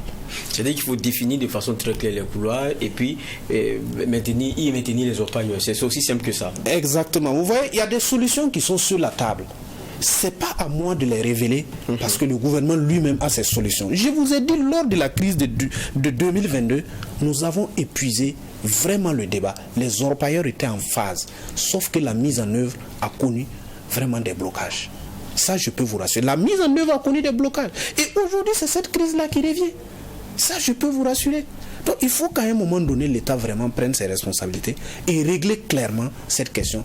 N'oubliez pas aussi que l'histoire retient que les orpailleurs sont dans la zone depuis plus de 25 ans. Bon, vous comprenez? On les entend dire aussi qu'ils ont précédé la mine. C'est ce que je suis en train de dire. Maintenant, l'État qui est celui qui est chargé d'organiser doit être en mesure d'être tranchant. Voici ce qu'on va faire. Si la mine est d'accord, elle marche. Si elle n'est pas d'accord, bon, elle plie ses bagages. Tu peux dire aux orpailleurs, voilà ce qu'on va faire. Si vous êtes d'accord, vous êtes là. Si vous n'êtes pas d'accord, on vous applique la force publique. C'est très clair. Mais si l'État lui-même fait comme ça, ça pose problème. Ça pose problème. Je n'ai pas dit de prendre parti pour quelqu'un, mais il faut trancher pour qu'il y ait un équilibre. Il y ait un équilibre. Le premier équilibre trouvé, c'est déjà le couloir. Comment faire pour que les orpailleurs aillent là-bas? Comment faire pour que leur installation soit judicieuse? Mais je peux vous assurer aussi que les orpailleurs de Houndé sont habitués à l'or superficiel. Certainement qu'ils ont tenté sur le couloir, l'or est très en profondeur. parce que la zone actuellement où la mine est, l'or est très superficiel. Les gens ne vont pas trop en profondeur. Donc vous voyez qu'il y a beaucoup de choses en bas qui nécessitent d'être gérées. Et puis bon, voilà. On comprend. Et vous faites bien de le dire, ça intervient au moment donné où il y avait la journée de l'artisanat minier. Et ça vient donc comme un peu un cheveu dans la soupe. Et on devrait même avoir justement la chambre des mines, qu'on pourra avoir sûrement lors de nos prochaines sessions JDS, notamment pour approfondir encore plus ce sujet. Mais ça a été intéressant d'avoir votre vue là-dessus, vous qui avez pu prendre part notamment à des sessions de rapprochement entre Payo et mines. Je rappelle que vous avez été député maire quand même de Houndé, donc vous maîtrisez assez bien la question. En tout cas, merci Dissan Bourema Nyumbu d'être passé sur ce plateau. C'est moi qui vous remercie, Vaha. Ça a été un vrai plaisir. On va terminer et emboîter la dernière ligne droite de ce JDS, ce journal dimanche au soir, et on termine comme il est de coutume par le sport.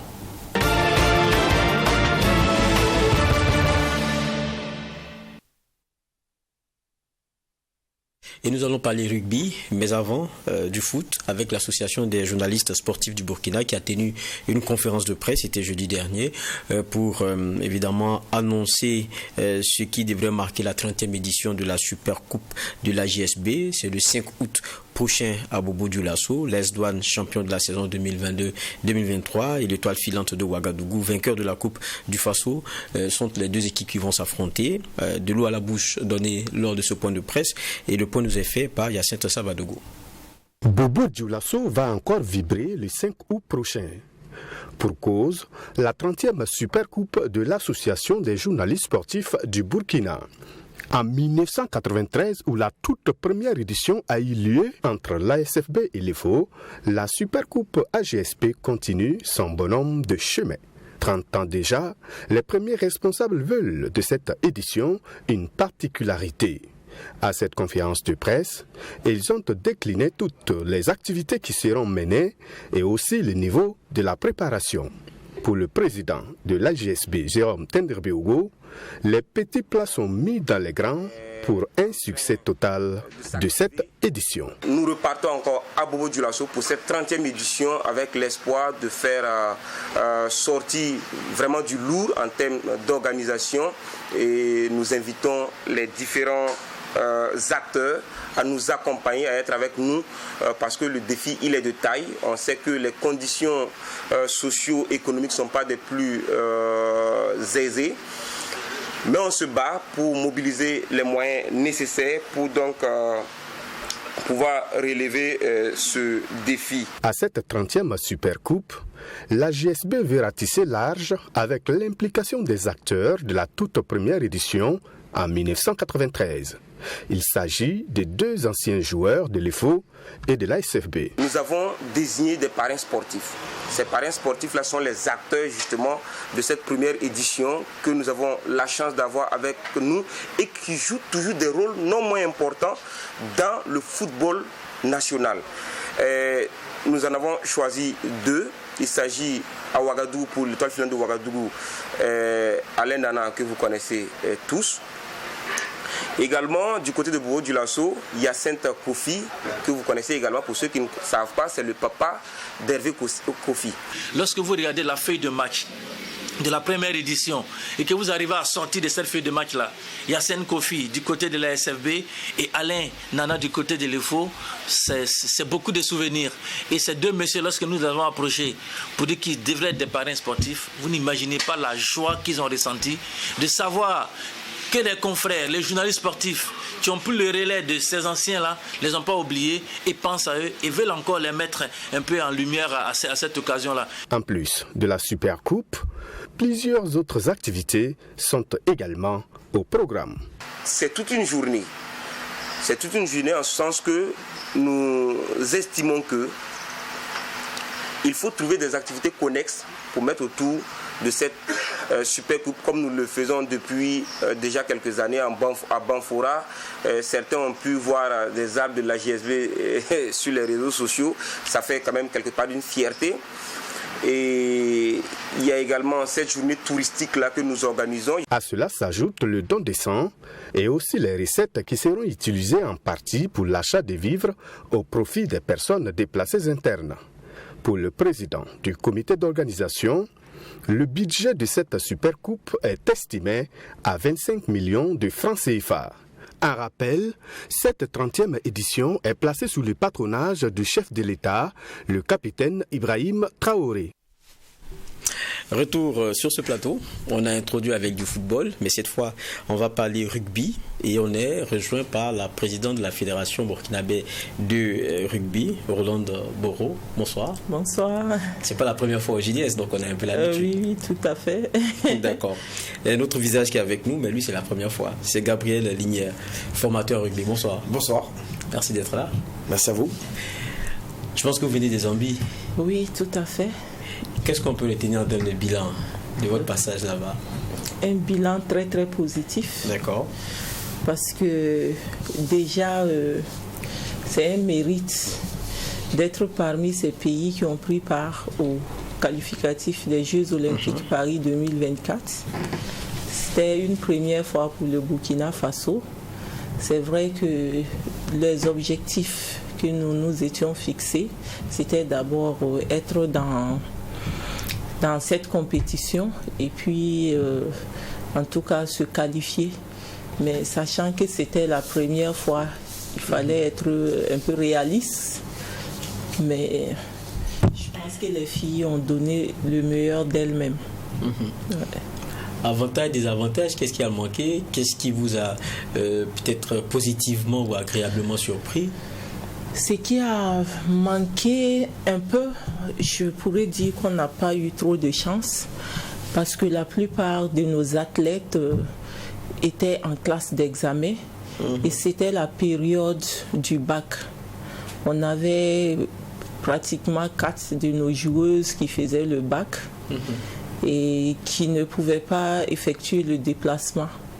Alors qu'on avait même déjà eu les billets, tout et tout. Au départ, il fallait procéder à des changements de dernière minute. Voilà, donc ça a un peu joué sur l'équipe. Et on a quand même eu des victoires. On a pu gagner certains matchs tels que la RDC. On a fait un match nul avec la Côte d'Ivoire. On a perdu face au Ghana. Okay. Donc du coup, on n'a pas pu se qualifier, mais en tout cas, c'est un très bel enseignement, oui, pour les filles et pour la fédération. Et on s'est rendu compte qu'il faut continuer à persévérer, à redoubler davantage d'efforts. Oui. D'accord. J'ai dit qu'on est avec aussi un formateur en rugby, Gabriel Lignière. Vous, quel regard vous avez sur notre rugby à nous? Parce que j'imagine que vous avez déjà rencontré plusieurs nations de rugby. Ici au Burkina, vous êtes venu. Quel regard vous avez sur la façon dont les choses se passent ici? Mais plutôt positif, avec le peu de moyens qui est à notre disposition. Je crois que ce qui est fait actuellement est de l'ordre du miracle. Parce que quand on voit les performances du rugby à 15 dernièrement sur le dernier tournoi qualificatif du mondial 2023, c'est une belle performance avec peu de moyens, mais avec des joueurs avec des qualités exceptionnelles qui méritent d'être connus à l'avenir. D'accord. On parlait tout à l'heure des dames. Oui. Je pense aussi qu'il y a les hommes aussi qui sont concernés très bientôt aussi par des compétitions. Comment on se prépare? Est-ce qu'on est bien? On est calé? Ouais. Côté hommes, nous avons eu un stage grâce au concours de l'ambassade de la France à Tremblay en France. D'accord. Voilà, et les hommes ont pu participer à des compétitions de haut niveau. Mais toujours est-il qu'à l'approche, il faut toujours un stage. Donc nous sommes en train de planifier pour faire un stage, ne serait-ce qu'une semaine. Sinon déjà le niveau y est. En tout cas, et la motivation y est. Maintenant, la balle est dans notre camp parce que les étoiles sont alignées. Maintenant, il faut savoir tirer profit. Donc, en tout cas, nous avons besoin d'accompagnement parce que c'est vraiment un tournoi décisif parce qu'on s'était préqualifié en Ouganda. Et cette fois-ci, c'est vraiment les top 12, c'est vraiment une phase très, très décisive. Donc nous avons besoin d'accompagnement pour pouvoir, et nous pouvons nous qualifier. J'en suis confiante parce que les jeunes, ils sont prêts. Ils sont prêts, mais le plus important ici, c'est aussi, quoi qu'on dise, la formation. Je pense aussi c'est un peu pour ça que vous êtes là. Et ça fait donc, je le disais tout à l'heure, quelques jours, dans le cadre d'une formation. De quoi il s'agit concrètement? C'est vrai qu'on dit rugby, mais concrètement, vous, c'est... Eh bien, je suis venu l'année dernière pour mettre en place le premier niveau de formation. Donc, on a mis en place 2 secteurs de formation, donc pour les formateurs et pour les encadrants, sur 3 niveaux différents. Le but de ces formations, c'est de structurer le rugby burkinabé à chaque étage de formation pour permettre de donner et puis aussi de transmettre des performances et de l'accompagnement, si on peut dire, et de la pédagogie aux éducateurs pour pouvoir fidéliser, mais aussi mieux former les adhérents de la fédération. Vous parlez des éducateurs, donc qui prend part à la formation? C'est pas des joueurs, c'est des encadreurs, c'est qui? C'est exactement, donc dans une première phase, nous avons les formateurs. D'accord. Donc ils sont au nombre de 5 et nous avons une trentaine d'encadrants que nous avons eu l'année dernière et que nous avons ici cette année en niveau 2. C'est vrai que tout à l'heure, elle nous disait, bon, les étoiles sont bien alignées, tout ça c'est bien beau. On a vu les femmes, vous dites, elles ont montré quand même un visage intéressant, les hommes sont en train de se préparer. Je ne sais pas c'est quoi, c'est pour Zambie là? Le Zimbabwe. Oui. Pour le Zimbabwe, on pense qu'il y a 12 équipes africaines, non? Oui. Dont le Burkina. Oui. Mais quand vous regardez, tout à l'heure vous disiez que le rugby burkinabé, quand vous regardez, ça vous donne bonne impression au regard des moyens. Mais au fond, qu'est-ce qu'il manque, à part les moyens? Qu'est-ce qui manque quand on regarde au fond? La formation. La formation. Tout simplement. Aujourd'hui, on se rend compte que nous avons des gens qui sont investis dans le rugby. Et moi, ma mission, c'est de leur faire gagner en compétences pour pouvoir accompagner les jeunes talents pour pouvoir faire grandir les équipes nationales plus tard. On parle de Zimbabwe, les 12 équipes. Oui. Vous dites que les hommes, ils ont eu déjà les stages en France, c'était très intéressant et tout. Vous dites que vous êtes confiante. Mais concrètement, quand on regarde en matière de formation, à part le fait qu'ils aient pu passer en France, ce qui est déjà très bien, par le biais de l'ambassade et tout, il y a la formation des encadreurs et tout. Mais quand on regarde notre rugby, on n'entend pas trop. On sent que ça bouscule un peu, mais bon, c'est vrai que c'est pas le sport roi. C'est ça. En fait, côté communication, il y a des efforts à faire. Voilà, parce que nous ne communiquons pas suffisamment. Voilà. Pourquoi? Nous, ça fait quand même 3 fois qu'on vous a ici. À chaque fois que vous revenez de compétition, on vous a. Mais au moins, est-ce qu'il y a comme un engouement? Parce qu'on sait que quand on prend la plupart des sports, on met le football à côté, je vais dire. Tout commence avec les petites catégories. C'est comme ça qu'après, on commence à avoir un vrai vivier, on voit un intérêt autour de ce sport-là. Est-ce que ça, c'est des éléments qui bousculent? Et surtout, c'est dans les écoles qu'on va aller chercher. Tout à fait. Et certainement, vous n'avez pas peut-être cerné ce que M. Linière disait, parce que sa présence ici, c'est surtout pour la formation des encadreurs, afin qu'ils puissent prendre en main la formation des petites catégories. Ce n'est pas l'équipe nationale d'abord. Voilà, c'est d'abord les petites catégories, afin que nous ayons plusieurs intervenants dans les écoles et plus tard beaucoup de clubs. Que au niveau de la région, des différentes régions, nous ayons des encadreurs de rugby qui puissent être en mesure de former les élèves, les jeunes qui sont sur place, afin que nous ayons des clubs un peu partout dans le Burkina. Voilà, c'est un peu ça l'objectif. Donc, et parallèlement, il y a l'équipe nationale, mais ça, c'est une vision lointaine. Il faut d'abord former localement et ensuite ces personnes seront en mesure de nous faire, en tout cas, que des joueurs puissent sortir de là et puis en tout cas rivaliser sur le plan international. Déjà, nous avons des jeunes talents, mais nous voulons beaucoup plus. Donc c'est cette préparation avec Gabriel Linière. Voilà, cette formation. C'est l'objectif que nous visons avec cette formation. Être présent sur tout le territoire national.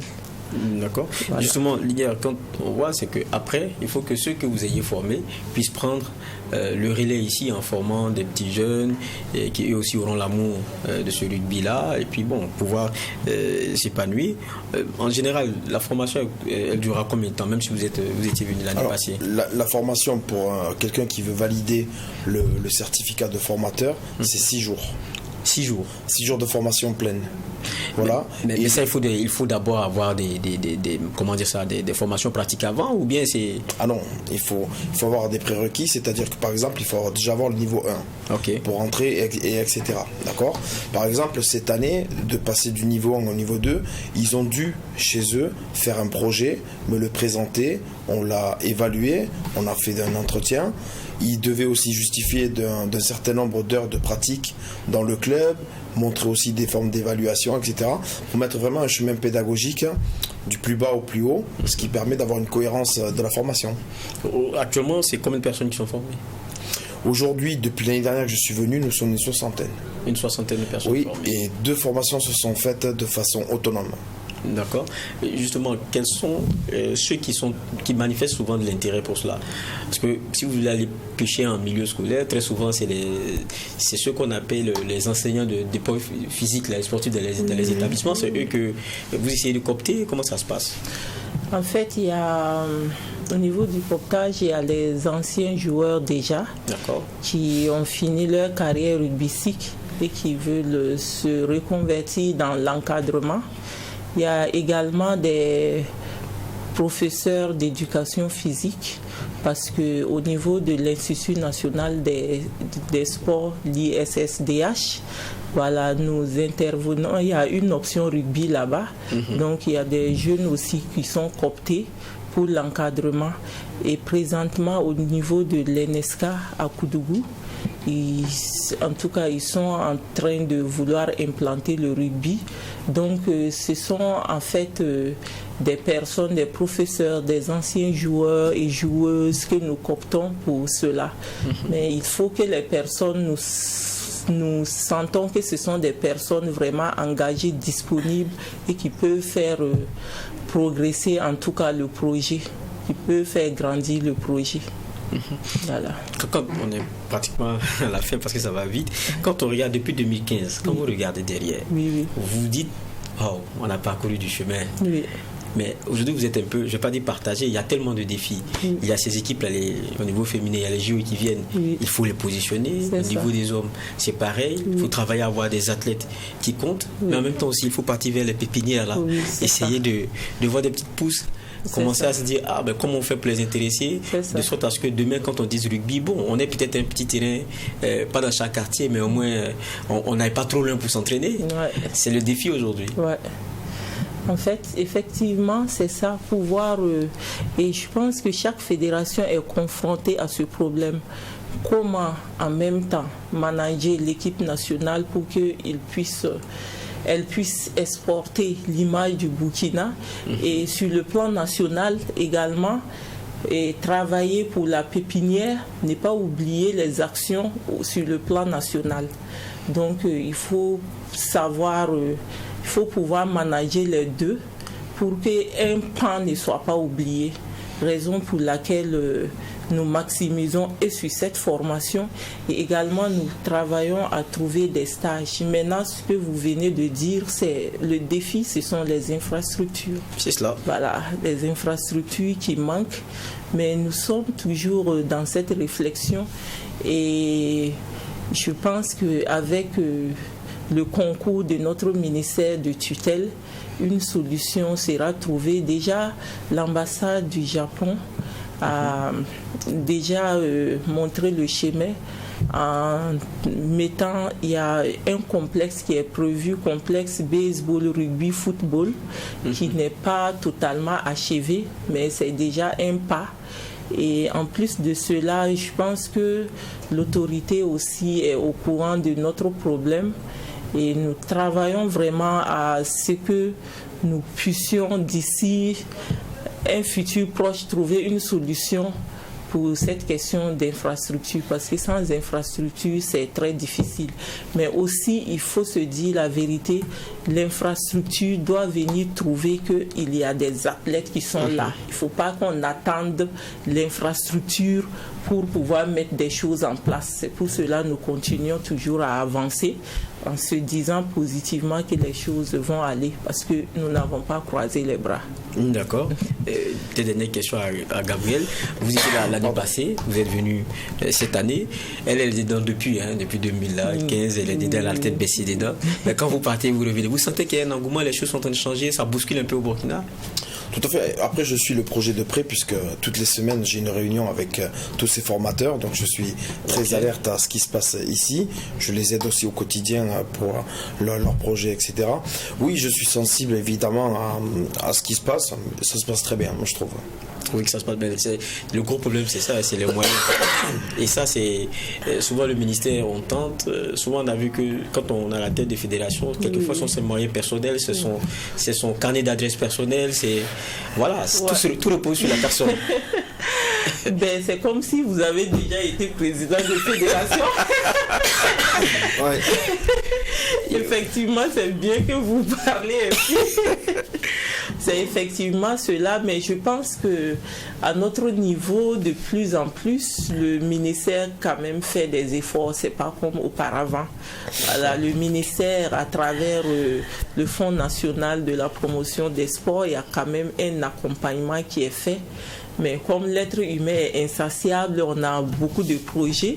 Donc, on compte toujours sur leur accompagnement et on espère que, en tout cas, d'ici là, nous puissions vraiment mettre le Burkina Faso, déjà ça l'est presque, en tout cas sur le plan international, être parmi les 4 meilleures nations et aussi qu'il y ait suffisamment de clubs sur le territoire national.